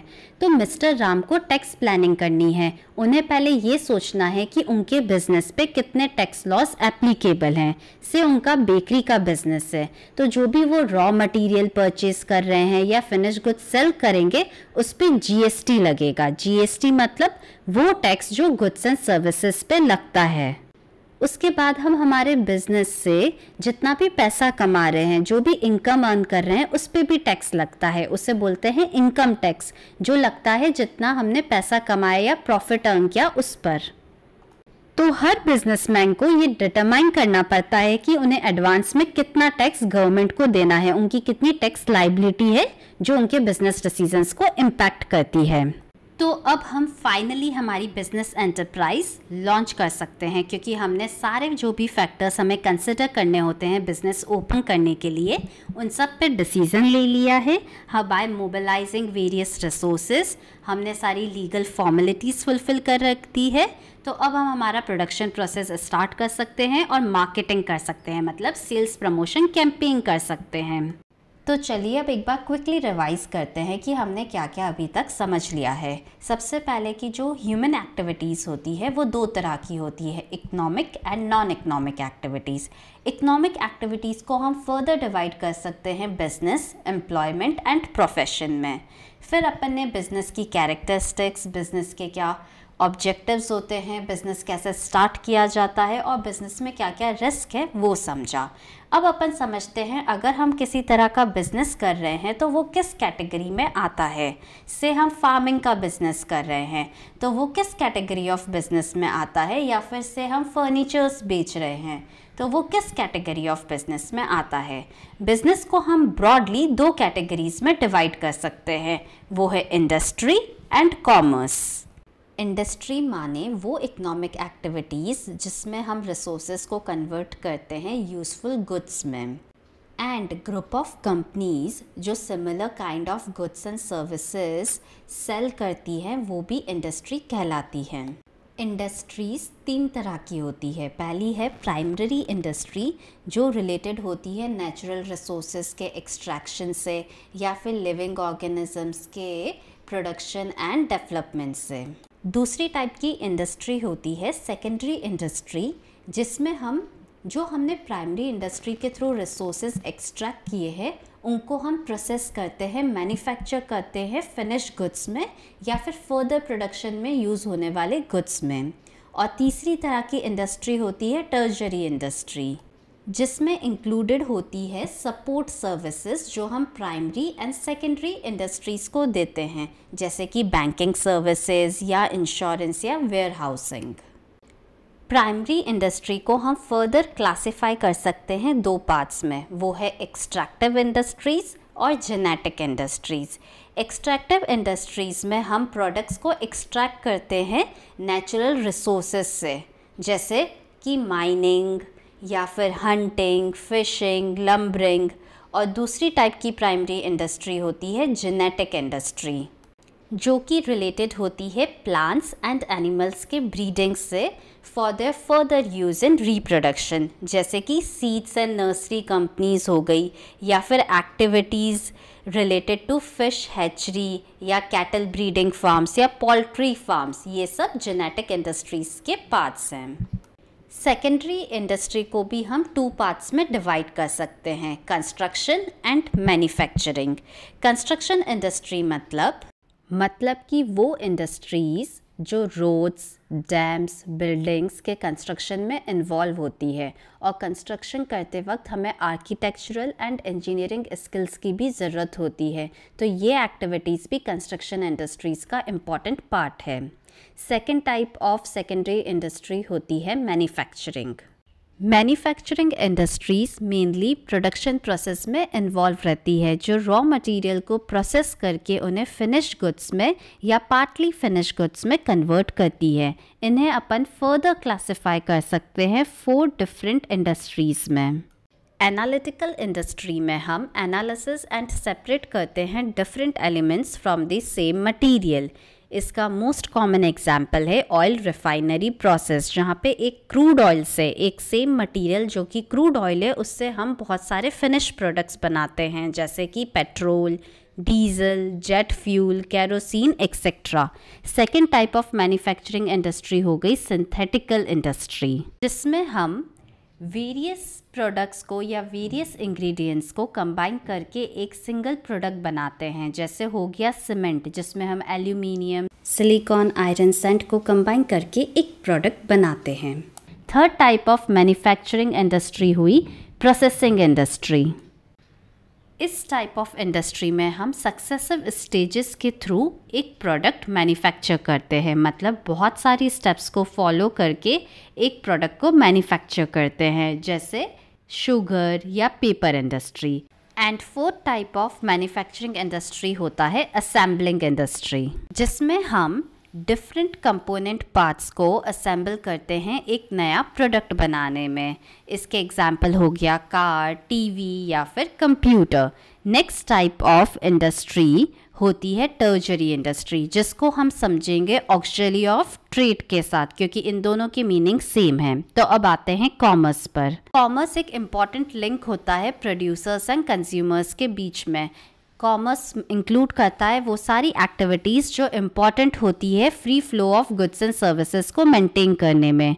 कॉमर्स 2 तरह का होता है, एक हो गया ट्रेड, मतलब buying and selling of goods, जैसे कि हम फार्मर्स से गुड्स को या फ्रूट्स एंड वेजिटेबल्स को बाय कर रहे हैं और उसके बाद कंज्यूमर्स को सेल कर रहे हैं। दूसरा टाइप ऑफ कॉमर्स होता है ऑक्सिलरीज टू ट्रेड, माने कि वो एक्टिविटीज़ या सर्विसेज जो फैसिलिटेट करती है purchase and sale of goods. So basically tertiary industries and auxiliary to trade का सेम मीनिंग होता है कि सपोर्ट सर्विसेज प्रोवाइड करना, जैसे कि बैंकिंग सर्विसेज। अगर प्रोड्यूसर को प्रॉफिट अर्न हुआ है या फिर उसको फाइनेंसेस चाहिए तो वो कहाँ जाएगा? बैंक्स के पास। वैसे ही वो उसके फिनिश गुड्स को कहाँ स्टोर करेगा? वेयर हाउस में। उसके बाद उसको उसके प्रोडक्ट का एडवर्टीजमेंट देना है तो एडवर्टाइजमेंट कंपनीज के पास जाएगा।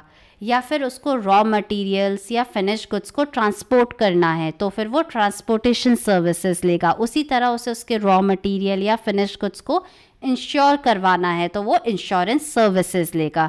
सो banking, warehousing, advertisement, insurance and transportation examples हो गए टर्जरी इंडस्ट्रीज के या ऑक्सिलरी टू ट्रेड के।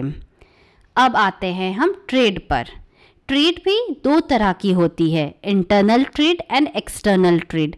जो ट्रेड हम विद इन इंडिया करते हैं उसे हम बोलते हैं इंटरनल ट्रेड। मतलब कि हमने गुड्स बाय भी इंडिया के अंदर ही किए और गुड्स को सेल भी हमने विद इन इंडिया ही किया।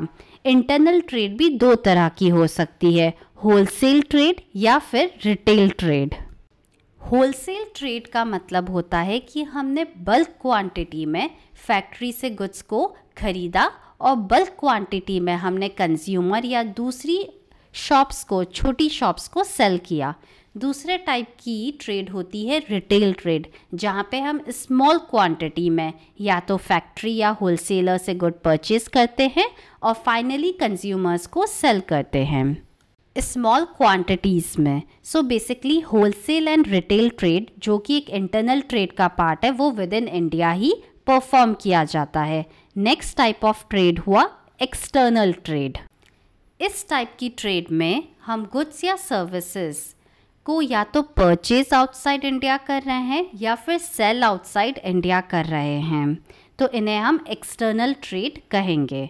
एक्सटर्नल ट्रेड को भी हम 3 टाइप ऑफ ट्रेड में क्लासिफाई कर सकते हैं। पहला हो गया इंपोर्ट, जहाँ पर हम गुड्स को बाहर से खरीद कर इंडिया में सेल करते हैं। से हमने टीवी खरीदे यूएस से या फिर एप्पल के लैपटॉप खरीदे यूएस से, उसके बाद इंडिया में सेल किए कस्टमर्स को, तो वो एक इंपोर्ट ट्रेड हो गया। सेकंड टाइप ऑफ ट्रेड होता है एक्सपोर्ट ट्रेड, जहाँ पे हम गुड्स को मैन्युफैक्चर या प्रोड्यूस तो करते हैं इंडिया में लेकिन सेल करते हैं आउटसाइड इंडिया।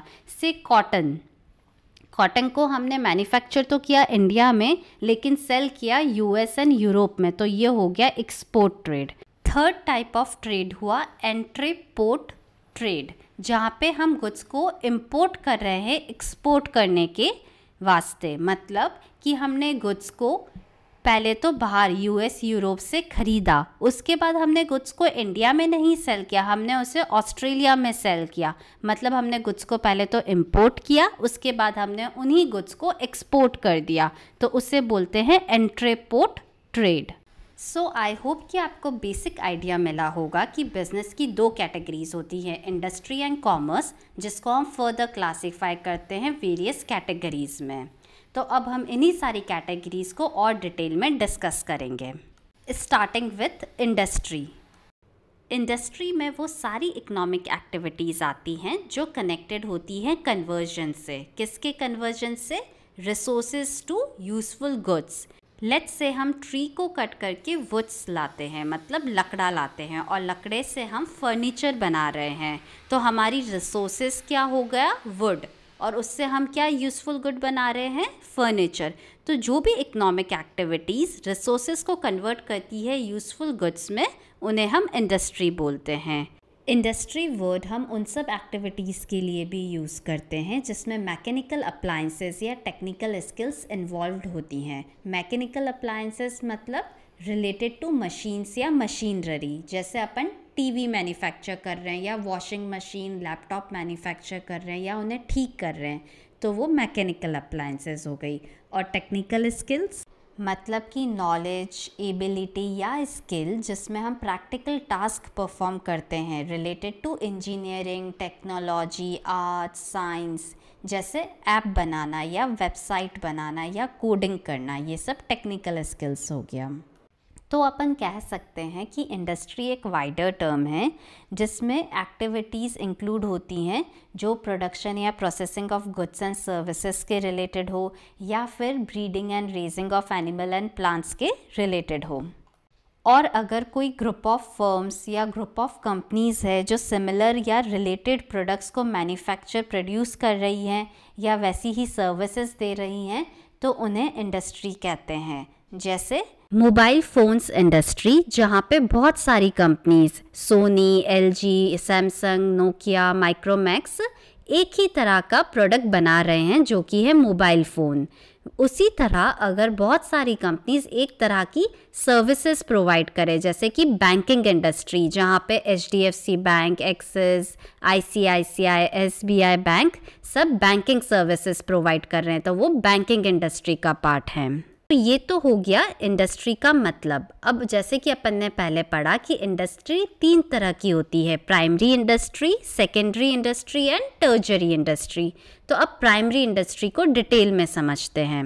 अब प्राइमरी इंडस्ट्री क्या होता है? प्राइमरी इंडस्ट्री उन सारी एक्टिविटीज़ को इंक्लूड करता है जो रिलेटेड हैं नेचुरल रिसोर्सेज के प्रोडक्शन एंड एक्सट्रैक्शन से, या फिर लिविंग ऑर्गेनिजम्स प्लांट के रिप्रोडक्शन एंड डेवलपमेंट से।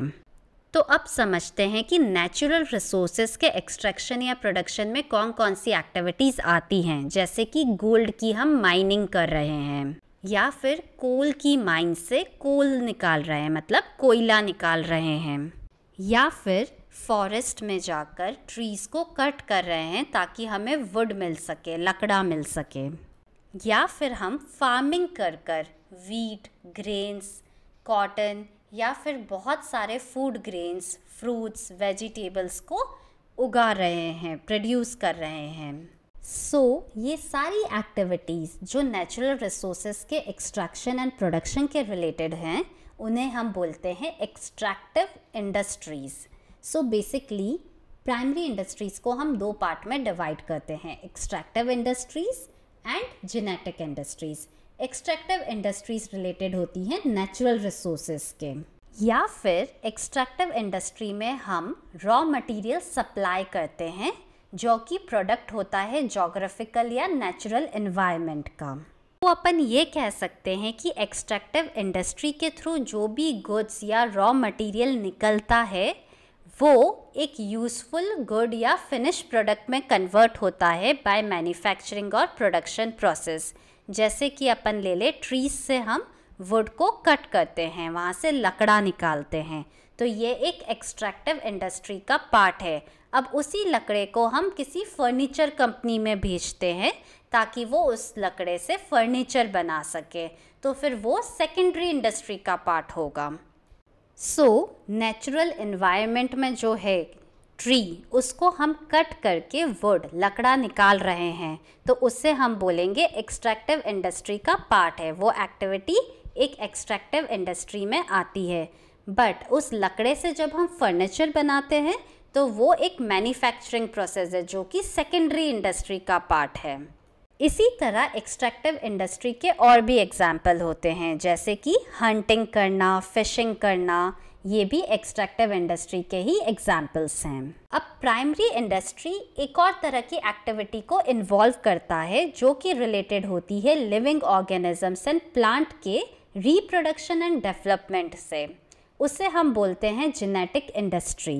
जेनेटिक इंडस्ट्रीज इन्वॉल्व करता है activities like breeding of plants and animals for their use in further reproduction, जैसे कि सीड्स या नर्सरी कंपनीज हो गई, या फिर cattle breeding farms, fish hatchery या पोल्ट्री फार्म्स भी जेनेटिक इंडस्ट्रीज़ के एग्जाम्पल हैं। जैसे कि पोल्ट्री फार्म्स में हम हैंस, मुर्गियों को रेस करते हैं और फिर उनके जो भी अंडे होते हैं वो बाज़ार में बेचकर प्रॉफिट कमाते हैं। तो जो पोल्ट्री फार्म का ऑनर है वो जो बिज़नेस एक्टिविटी परफॉर्म कर रहा है वो जेनेटिक इंडस्ट्रीज़ का पार्ट है। उसी तरह अगर हम गाय का दूध बेचते हैं तो वो भी जेनेटिक इंडस्ट्रीज़ का पार्ट है, क्योंकि ये रिलेटेड है raising and breeding of living organisms जो कि है प्लांट्स एंड एनिमल्स। अब अपन समझते हैं सेकेंडरी इंडस्ट्रीज़ क्या होती हैं। सेकेंडरी इंडस्ट्रीज़ मेनली कंसर्न्ड होती हैं उन मटेरियल से जो हमने प्राइमरी इंडस्ट्री के द्वारा प्रोड्यूस या एक्सट्रैक्ट किए हैं। अब उन्हें हम सेकेंडरी इंडस्ट्री में मैन्युफैक्चर और प्रोसेस करते हैं ताकि वो फिनिश गुड बने फाइनल कंजम्पशन के लिए या और फर्दर प्रोडक्शन में जाए। जैसे कि आयरन ओर जो हमने निकाला कहाँ से है, माइनिंग कर जो कि एक प्राइमरी इंडस्ट्री का पार्ट है। और अगर अपन डिटेल में समझे तो प्राइमरी इंडस्ट्री में भी ये एक्सट्रैक्टिव इंडस्ट्री का पार्ट है, क्योंकि ये नेचुरल रिसोर्सेज से रिलेटेड है। तो अब अपन ने आयरन ओर को माइन तो कर लिया, अब उसको हम प्रोसेस करेंगे और उससे हम मैन्युफैक्चर या प्रोड्यूस करेंगे फिनिश्ड गुड, जो कि हो गया स्टील। तो जो प्रोसेसिंग ऑफ आयरन ओर है उसे हम बोलते हैं, वो एक सेकेंडरी इंडस्ट्री का पार्ट है, जिससे हम फिनिश गुड्स बनाते हैं, जो कि है स्टेनलेस स्टील रॉड, जो कि एक फिनिश्ड गुड है। तो इन दी क्रक्स अपन कह सकते हैं कि माइनिंग ऑफ आयरन ओर तो एक प्राइमरी इंडस्ट्री का पार्ट है, लेकिन उससे जब हम मैन्युफैक्चर करके स्टील बनाते हैं, मतलब आयरन ओर को फर्दर प्रोसेस करते हैं, वो एक सेकेंडरी इंडस्ट्री का पार्ट है। अब सेकेंडरी इंडस्ट्रीज़ भी दो तरह की होती हैं, वो है manufacturing industries and construction industries. तो पहले अपन समझते हैं कि मैन्युफैक्चरिंग इंडस्ट्रीज़ क्या होती हैं। वो इंडस्ट्रीज़ जो एंगेज होती है गुड्स को प्रोड्यूस करने में, गुड्स को मैन्युफैक्चर करने में। कैसे? By processing raw materials and creating form utilities. तो बेसिकली मैन्युफैक्चरिंग इंडस्ट्रीज से हमें फिनिश प्रोडक्ट मिलता है जो हम कंज्यूम करते हैं, या पार्टली फिनिश प्रोडक्ट मिलता है जो हम फर्दर प्रोडक्शन के लिए यूज़ करते हैं एज अ रॉ मटेरियल। अब इसमें एक नया टर्म आया है, फॉर्म यूटिलिटीज़। वो क्या होता है? फॉर्म यूटिलिटीज़ माने हाउ वेल अ प्रोडक्ट और service satisfy a customer need, मतलब कितनी अच्छी तरह से कोई प्रोडक्ट या फिर सर्विस कस्टमर की ज़रूरतों को पूरा करती है, उसे फॉर्म यूटिलिटीज़ बोलते हैं।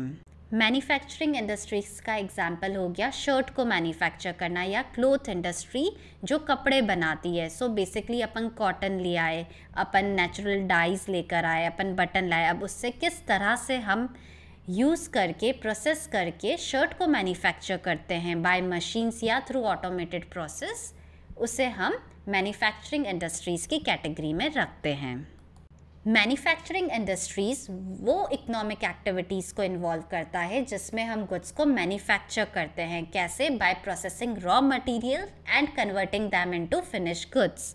ये बेसिकली 4 टाइप की होती हैं: analytical industry, synthetical industry, processing industry and assembly industry. अब एनालिटिकल इंडस्ट्री क्या होती है?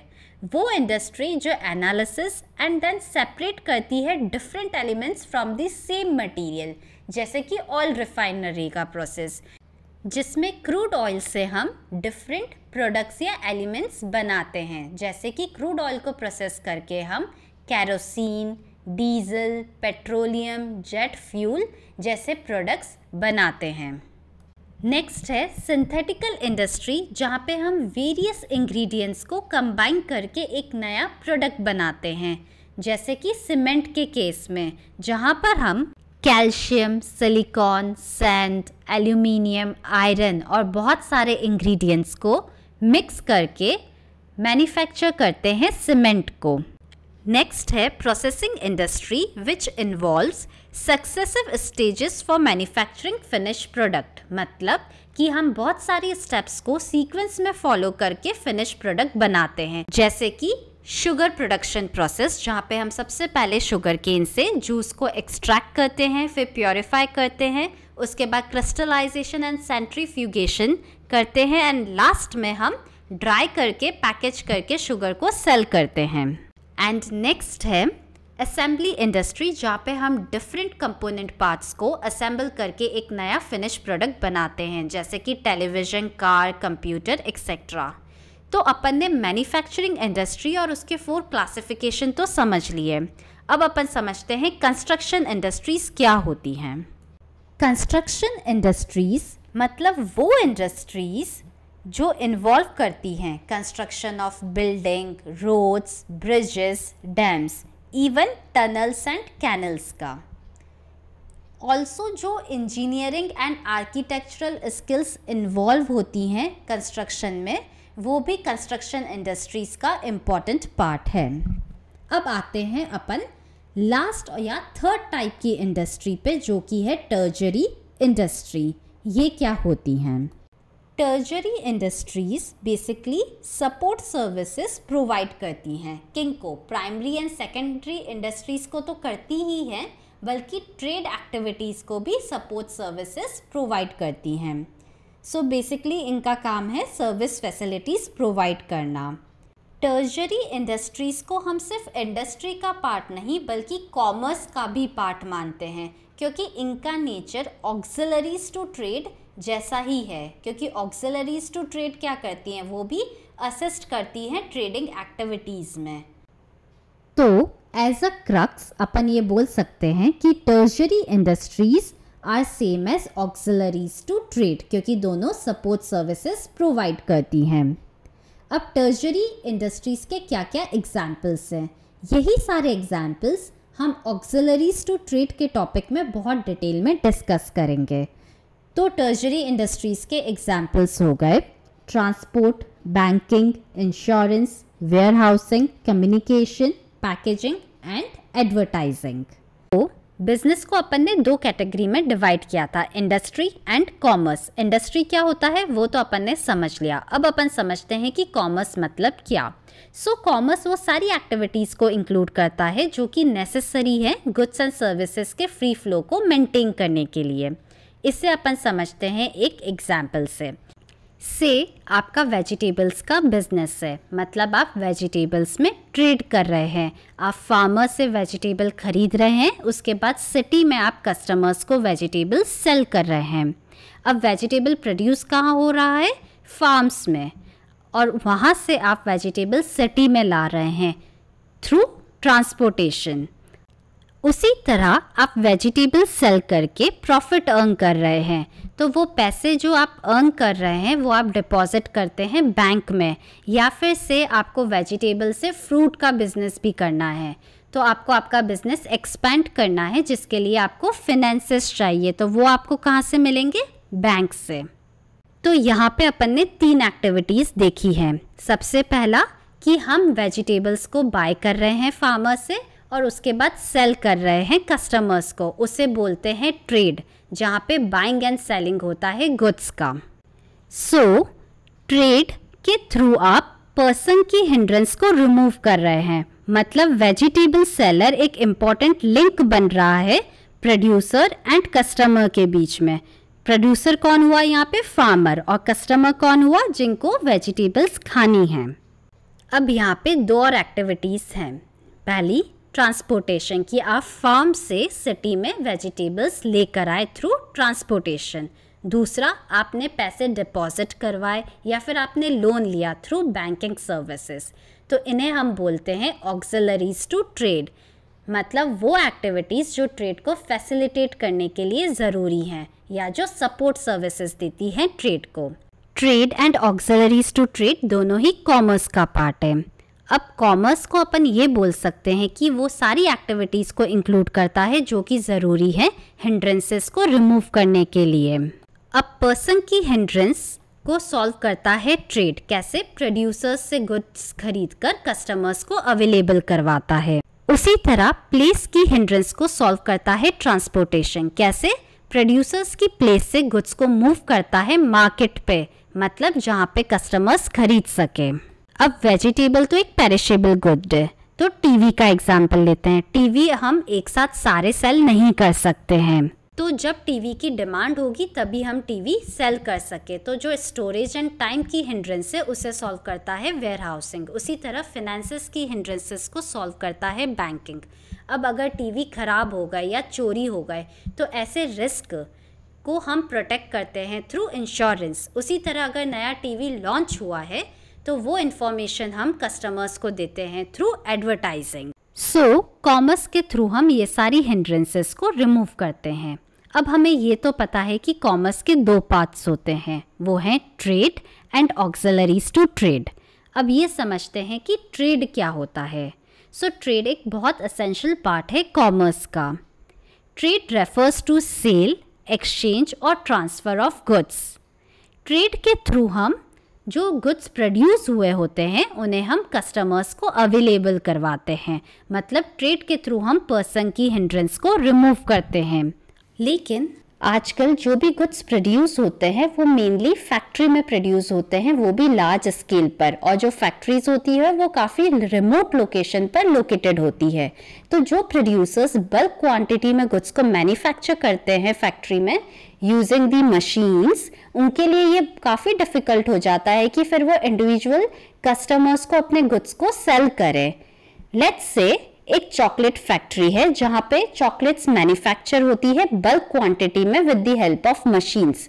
अब इन चॉकलेट्स को कौन कस्टमर तक रीच करवाएगा, अवेलेबल करवाएगा कस्टमर को? वो होते हैं बिजनेसमैन या ट्रेडर्स जो कि ट्रेडिंग एक्टिविटी करते हैं और डिफरेंट मार्केट्स में प्रोडक्ट्स को अवेलेबल करवाते हैं। यहाँ पे ट्रेडर्स हो गए चॉकलेट शॉप ओनर्स जो कि चॉकलेट में ट्रेड कर रहे हैं, मतलब चॉकलेट फैक्ट्री से चॉकलेट्स खरीद रहे हैं, फिर डिफरेंट मार्केट में अपनी शॉप लगाकर कस्टमर्स को सेल कर रहे हैं। And without such traders producers के लिए पॉसिबल नहीं है कि वो लार्ज स्केल पे अपने गुड्स को प्रोड्यूस कर सके। अब अपन ने ये तो समझ लिया कि ट्रेड क्या होती है। अब अपन ये समझते हैं कि ट्रेड कितने टाइप की होती है।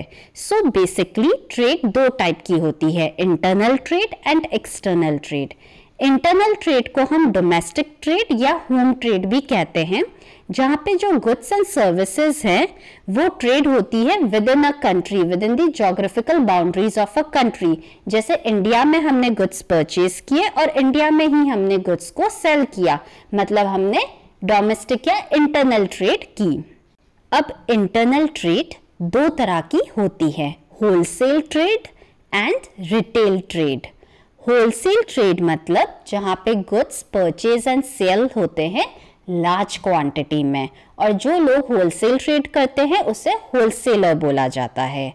होलसेल ट्रेड में मेनली हम गुड्स परचेज करते हैं फैक्ट्री से और सेल करते हैं रिटेलर्स को। रिटेल ट्रेड क्या होता है? रिटेल ट्रेड में भी हम गुड्स को परचेज एंड सेल करते हैं बट कंपैरेटिवली स्मॉलर क्वांटिटी में करते हैं, और जो लोग रिटेल ट्रेड करते हैं उन्हें रिटेलर बोला जाता है। रिटेलर मेनली फैक्ट्री या होलसेलर से गुड्स को परचेज करता है और कस्टमर्स को सेल करता है। एक एग्जाम्पल से अपन होलसेलर, रिटेलर एंड कस्टमर की जो सप्लाई चेन है उसे समझते हैं। लेट्स से एक चॉकलेट फैक्ट्री है जो बल्क क्वांटिटी में लार्ज स्केल पर गुड्स को यानी चॉकलेट्स को मैन्युफैक्चर कर रही है।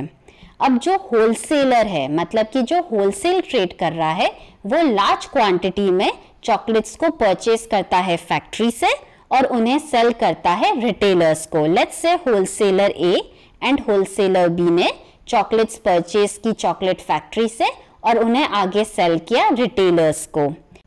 अब रिटेलर कौन होते हैं? रिटेलर माने वो लोग जो कि रिटेल ट्रेड परफॉर्म कर रहे हैं। रिटेल ट्रेड मतलब कि हम चॉकलेट्स खरीद रहे हैं होलसेलर से लेकिन स्मॉलर क्वांटिटी में, और उसके बाद वही चॉकलेट्स हम सेल कर रहे हैं डिफरेंट मार्केट्स में कस्टमर्स को for final consumption. Let's say wholesaler A retailer C and retailer D को चॉकलेट सेल करता है स्मॉलर क्वांटिटी में, वैसे ही wholesaler B retailer E and retailer F को चॉकलेट सेल करता है स्मॉलर क्वांटिटी में, और फाइनली ये सब रिटेलर्स जिन्होंने होलसेलर से चॉकलेट्स बाय की होती है वो कस्टमर को सेल करते हैं चॉकलेट्स फॉर फाइनल कंजम्पशन। अब कुछ केसेस में रिटेलर्स डायरेक्टली फैक्ट्री से भी चॉकलेट्स खरीद लेते हैं और कस्टमर्स को सेल कर देते हैं, और कुछ केसेस में होलसेलर डायरेक्ट कस्टमर्स को भी चॉकलेट सेल कर देते हैं। तो प्रोडक्ट टू प्रोडक्ट ये जो सप्लाई चेन है वो डिफर करता रहता है। अब अपन समझते हैं कि एक्सटर्नल ट्रेड क्या होती है। एक्सटर्नल या फिर फॉरेन ट्रेड मतलब कि जहाँ पे गुड्स एंड सर्विसेज का एक्सचेंज होता है। एक्सचेंज माने गुड्स को बाय एंड सेल करते हैं बिटवीन पर्सन या ऑर्गेनाइजेशन जो कि ऑपरेट कर रहे हैं 2 या मोर कंट्री से, मतलब जहाँ पे ट्रेडिंग एक्टिविटीज जो होती है वो अराउंड द ग्लोब परफॉर्म की जाती है। लेट्स से हम गुड को मैन्युफैक्चर तो कर रहे हैं इंडिया में लेकिन उन्हें सेल कर रहे हैं आउट ऑफ इंडिया से यूएसए में, तो इसे बोलते हैं एक्सपोर्ट ट्रेड। और जो लोग एक्सपोर्ट ट्रेड करते हैं उन्हें एक्सपोर्टर बोलते हैं। उसी तरह गुड्स मैन्युफैक्चर तो हुए यूएसए में, लेकिन हम उन्हें वहां से खरीदकर इंडिया में सेल कर रहे हैं, तो उसे बोलते हैं इंपोर्ट ट्रेड। और जो लोग इंपोर्ट ट्रेड करते हैं उन्हें हम कहते हैं इंपोर्टर। एक और तरह की ट्रेड होती है, वो है एंट्री पोर्ट ट्रेड। वो क्या होती है? मतलब कि वो ट्रेड जहाँ पे हम गुड्स को पहले तो इंपोर्ट करते हैं, फिर उन्हीं गुड्स को हम आगे एक्सपोर्ट कर देते हैं to other countries. Let's say सबसे पहले हमने यूरोप से गुड्स को इंपोर्ट किया इंडिया में, मतलब यूरोप से हमने गुड्स खरीदे जो कि इंडिया आए। अब हमने उन गुड्स को इंडिया में नहीं बेचा, हमने उन गुड्स को आगे सेल कर दिया ऑस्ट्रेलिया में, मतलब हमने उन गुड्स को एक्सपोर्ट कर दिया ऑस्ट्रेलिया में। तो इस टाइप की ट्रेड को हम बोलते हैं entry port trade. So trade और उसका क्लासिफिकेशन तो अपन ने समझ लिया, लेकिन कॉमर्स के दो पार्ट होते हैं, trade and auxiliaries to trade. तो अब अपन ऑक्सिलरीज टू ट्रेड क्या होता है और उसके क्या एग्जाम्पल्स हैं वो समझते हैं। ऑक्सिलरीज टू ट्रेड माने वो एक्टिविटीज जो कि असिस्ट या फैसिलिटेट करती हैं ट्रेड को, यानी जो सपोर्ट सर्विसेज देती है, ना कि सिर्फ ट्रेड को बल्कि इंडस्ट्रीज को भी, मतलब एज अ होल पूरी बिजनेस एक्टिविटी को। तो वो बिजनेस एक्टिविटीज जो कि हेल्प करती हैं हिंड्रेंसेस को रिमूव करने में, जो अराइज होते हैं जब हम गुड्स को प्रोड्यूस एंड डिस्ट्रीब्यूट करते हैं। तो किन किन तरह की हिंड्रेंसेस होती है वो समझते हैं।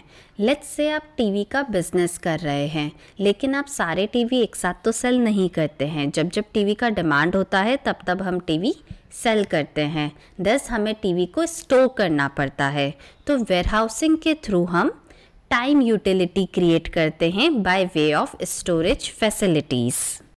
अब रॉ मटेरियल को फैक्ट्री पे ले जाना या फिर फिनिश्ड गुड्स को मार्केट में लाना, वो कैसे होता है? थ्रू ट्रांसपोर्टेशन, जिसमें मूवमेंट ऑफ गुड्स होता है from one place to another. तो जिस तरह टाइम की हिंड्रेंस वेयरहाउसिंग सॉल्व करता है, उसी तरह प्लेस की हिंड्रेंस ट्रांसपोर्ट के थ्रू सॉल्व होती है। अब जो टीवी हम सेल कर रहे हैं, तो बहुत सारे टीवी हमारे वेयरहाउस में और शॉप में पड़े होंगे जो शायद चोरी हो जाए या फिर ख़राब होने का रिस्क है, तो हमें उनके लिए इंश्योरेंस लेना होता है। उसी तरह हमारे बिजनेस में काफ़ी एम्प्लॉयज़ काम कर रहे हैं, तो उनके लिए भी हम इंश्योरेंस लेते हैं। सो इंश्योरेंस कवर करता है various kind of business risks. Let's say हमें हमारे बिजनेस को एक्सपेंड करना है कि अभी तो हम सिर्फ टीवी बेच रहे हैं, लेकिन अब हमें दूसरे electronic item, AC, washing machine भी बेचना है। तो जो एक्सपेंशन के लिए पैसा चाहिए, फाइनेंस चाहिए, वो कैसे होगा? एक वे है कि हम बैंक के थ्रू लोन ले लें। So banking provide financial assistance to manufacturer, trader and businessman. अब लेट्स से हमने एक नया प्रोडक्ट लॉन्च किया जिसके बारे में हम कस्टमर्स को इन्फॉर्म करना चाहते हैं, तो वो कैसे करेंगे? Through advertising. तो ये सब तो हो गया डिफरेंट टाइप ऑफ हिंड्रेंसेस और कैसे ऑक्सिलरीज टू ट्रेड के थ्रू हम उन हिंड्रेंसेस को रिमूव करते हैं। अब हम जो मेन ऑक्सिलरीज टू ट्रेड के एग्जाम्पल्स हैं उन्हें डिटेल में समझते हैं, starting with transport and communication.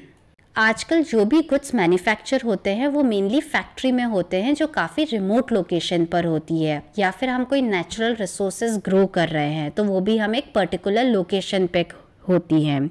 जैसे कि कॉटन प्रोड्यूस होता है गुजरात एंड महाराष्ट्र में, जूट प्रोड्यूस होता है वेस्ट बंगाल एंड उड़ीसा में, उसी तरह शुगर प्रोड्यूस होती है यूपी बिहार में।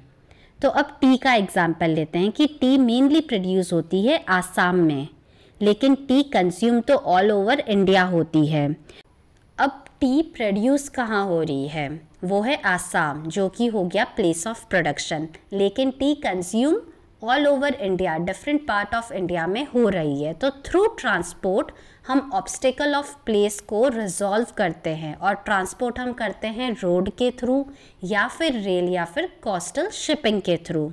तो ट्रांसपोर्ट फैसिलिटेट करता है दो तरह के मूवमेंट्स। पहला, जो भी रॉ मटेरियल होता है उन्हें फैक्ट्री पे ले जाता है, मतलब प्लेस ऑफ प्रोडक्शन पे ले जाना, और दूसरा प्लेस ऑफ प्रोडक्शन से जो भी फिनिश्ड गुड्स बने हैं उन्हें प्लेस ऑफ कंजम्पशन पर मूव करना ताकि वो कंज्यूम हो सके। तो ये तो हो गया ट्रांसपोर्टेशन, लेकिन लेट्स से कि आपने जो टी कंज्यूम किया वो आपको इतनी पसंद नहीं आई या फिर उसकी क्वालिटी इतनी अच्छी नहीं थी, तो आपको एक कस्टमर फीडबैक देना है। तो वो आप कैसे दोगे? Through communication. तो कम्युनिकेशन के through trader, businessman and even consumer exchange करता है इंफॉर्मेशन विथ वन अनदर। और उसमें पहले तो सिर्फ पोस्टल सर्विसेज एंड टेलीफोन होता था, लेकिन अब इंटरनेट के थ्रू भी हम कम्युनिकेशन को फैसिलिटेट करते हैं। इसके मोस्ट कॉमन एग्जाम्पल हो गए कि कंपनी की हेल्पलाइन डेस्क पे हमने कॉल किया कोई प्रोडक्ट की इंफॉर्मेशन जानने के लिए, या फिर लेट्स से हमने स्विगी या जोमेटो से ऑर्डर किया और अब हम कस्टमर फीडबैक दे रहे हैं। अब अपन समझते हैं next type of auxiliary to trade, जो कि है बैंकिंग एंड फाइनेंस। हम जब भी कोई बिजनेस एक्टिविटी करते हैं तो हमें फंड्स या फिर मनी की ज़रूरत होती है। अब हमें फाइनेंसेस क्यों चाहिए होते हैं? ताकि हम या तो फिक्स्ड एसेट्स को परचेज कर सकें, जैसे कि प्लांट एंड मशीनरी, या फिर रॉ मटेरियल परचेज कर सके, या फिर जो भी बिजनेस के दूसरे एक्सपेंसेस है वो मीट कर सके, जैसे कि रेंट देना या एम्प्लॉय को सैलरी देना। तो आपको जो भी नेसेसरी फंड्स चाहिए होते हैं या तो आप खुद से लेकर आते हो, लेकिन बहुत सारे बिजनेसमैन के पास इतना पैसा नहीं होता है, तो फिर वो बैंक के पास जाते हैं और वहाँ से लोन लेते हैं। तो जो भी आपकी प्रॉब्लम ऑफ फाइनेंस होती है उसे ओवरकम करते हो आप थ्रू बैंकिंग सर्विसेज। अब अपन समझते हैं कि एक trader, businessman, exporter and companies के प्रमोटर की क्या क्या फाइनेंशियल नीड है और एक बैंक उन्हें कैसे मीट करता है। सबसे पहले कमर्शियल बैंक जो है वो मनी लैंड करता है बिजनेसमैन एंड ट्रेडर को। कैसे मनी लैंड करता है? या तो उन्हें वो लोन एंड एडवांसेस देता है या फिर थ्रू ओवरड्राफ्ट और कैश क्रेडिट फैसिलिटीज़। ये क्या होता है? मतलब कि आपके बैंक अकाउंट में जितना पैसा है उससे ज़्यादा आप विड्रॉ कर सकते हो, उसे ओवरड्राफ्ट बोलते हैं। कैश क्रेडिट फैसिलिटी मतलब कि आपको एक शॉर्ट टर्म लोन देता है बैंक, ताकि आप वर्किंग कैपिटल की जो भी आपकी रिक्वायरमेंट्स है वो मीट कर सको। इसके बाद बैंक जो है वो कलेक्शन करते हैं चेक्स का, फंड्स को रेमिट करते हैं डिफरेंट प्लेसेस पर और बिल्स की डिस्काउंटिंग करते हैं ट्रेडर्स के लिए। अगर आप कोई फॉरेन ट्रेड कर रहे हो, एक्सपोर्टर हो, तो कमर्शियल बैंक आपके लिए इम्पोर्टर से पैसा भी कलेक्ट करेंगे।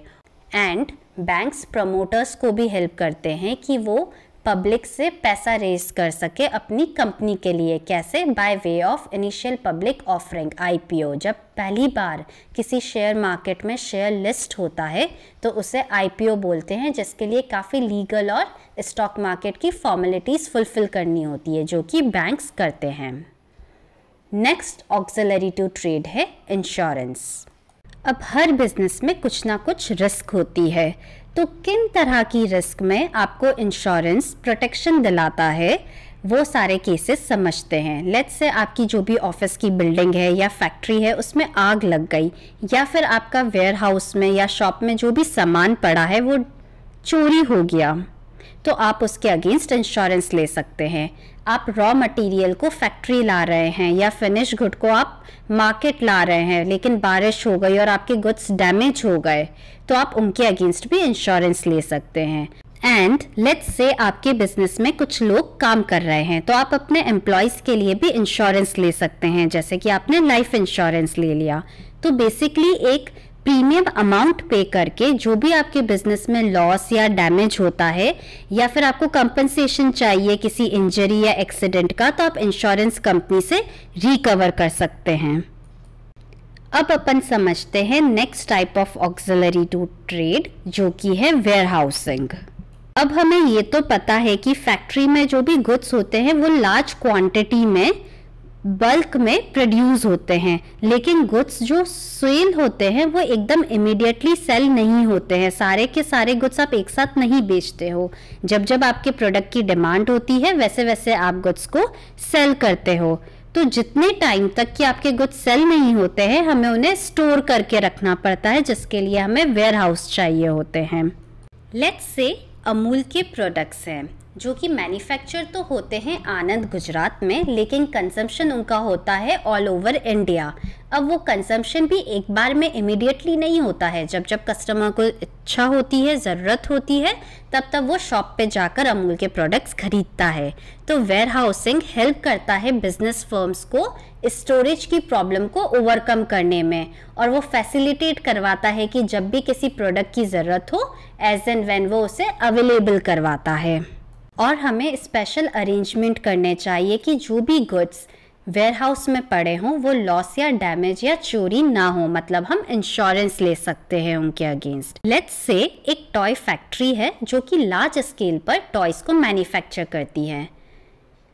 मान लो कि वो 1000 टॉयज़ हर महीने मैन्युफैक्चर कर रही हैं, लेकिन अब जो टॉय शॉप वाला है उन्हें पता है कि हमारे यहाँ तो हर महीने वैसे 50 ही खिलौने बिकते हैं, तो वो बाकी के जो 950 टॉयज़ है वो वेयर हाउस में स्टोर करके रख देते हैं कि जब भी क्रिसमस या ऐसा कोई भी ओकेजन आएगा तो हम वहाँ से ऑर्डर करके और टॉयज़ मंगवा लेंगे। तो इससे क्या होता है, एक कंटिन्यूस सप्लाई रहता है प्रोडक्ट का, और जो प्राइजेस है वो भी रीजनेबल लेवल पे मेंटेन रहती है थ्रू आउट। माने वेयर हाउसिंग के थ्रू हम टाइम एंड स्टोरेज की जो भी हिंड्रेंस है उन्हें सॉल्व कर सकते हैं। अब अपन समझते हैं last type of auxiliary to trade, जो कि है एडवर्टाइजिंग। मोस्टली जो भी गुड्स प्रोड्यूस होते हैं वो बहुत सारी बिजनेस फर्म्स सेल करती हैं मार्केट में, जो कि स्मॉल भी होती हैं और बिग भी होती हैं। और हर प्रोड्यूसर या ट्रेडर के लिए पॉसिबल नहीं है कि वो हर एक कस्टमर को कांटेक्ट करे और प्रोडक्ट के बारे में इंफॉर्मेशन दे। इसलिए हम एडवर्टाइजमेंट की मदद लेते हैं, जहाँ पे हम हमारे प्रोडक्ट को प्रमोट करते हैं, मतलब कि हमारे प्रोडक्ट का क्या फीचर है, उनकी क्या प्राइजेस है, और बाकी सारी इन्फॉर्मेशन हम पब्लिक को और पोटेंशियल बायर्स को दिखाते हैं। एंड एडवर्टीजमेंट हम मेनली कंज्यूमर गुड्स का करते हैं, जैसे कि ऑटोमोबाइल गुड्स या फिर इलेक्ट्रॉनिक गुड्स। लेट्स से कि नया आईफोन रिलीज हुआ है, ये हमें कैसे पता चलता है? थ्रू एड्स, जो कि हम टीवी पे देखते हैं या फिर इंटरनेट पे शॉपिंग साइट्स पे देखते हैं। सो बेसिकली एडवर्टीजमेंट के थ्रू हम इंफॉर्मेशन देते हैं हमारे नए प्रोडक्ट्स के बारे में पब्लिक को। और इसी के साथ हमने nature and purpose of business chapter के सारे कॉन्सेप्ट्स कवर कर लिए हैं, एंड आई होप कि आपको ये सब कॉन्सेप्ट समझ आए होंगे। So do like my video and thank you all for watching my video. And अगर आपको कोई भी क्वेरी हो बिजनेस स्टडीज़ के रिगार्डिंग या इस चैप्टर के रिगार्डिंग, तो आप मुझे लिख सकते हैं businesslikeNotes@gmail.com पर। और बाकी सारी अपडेट्स के लिए you can subscribe to my channel. Thank you.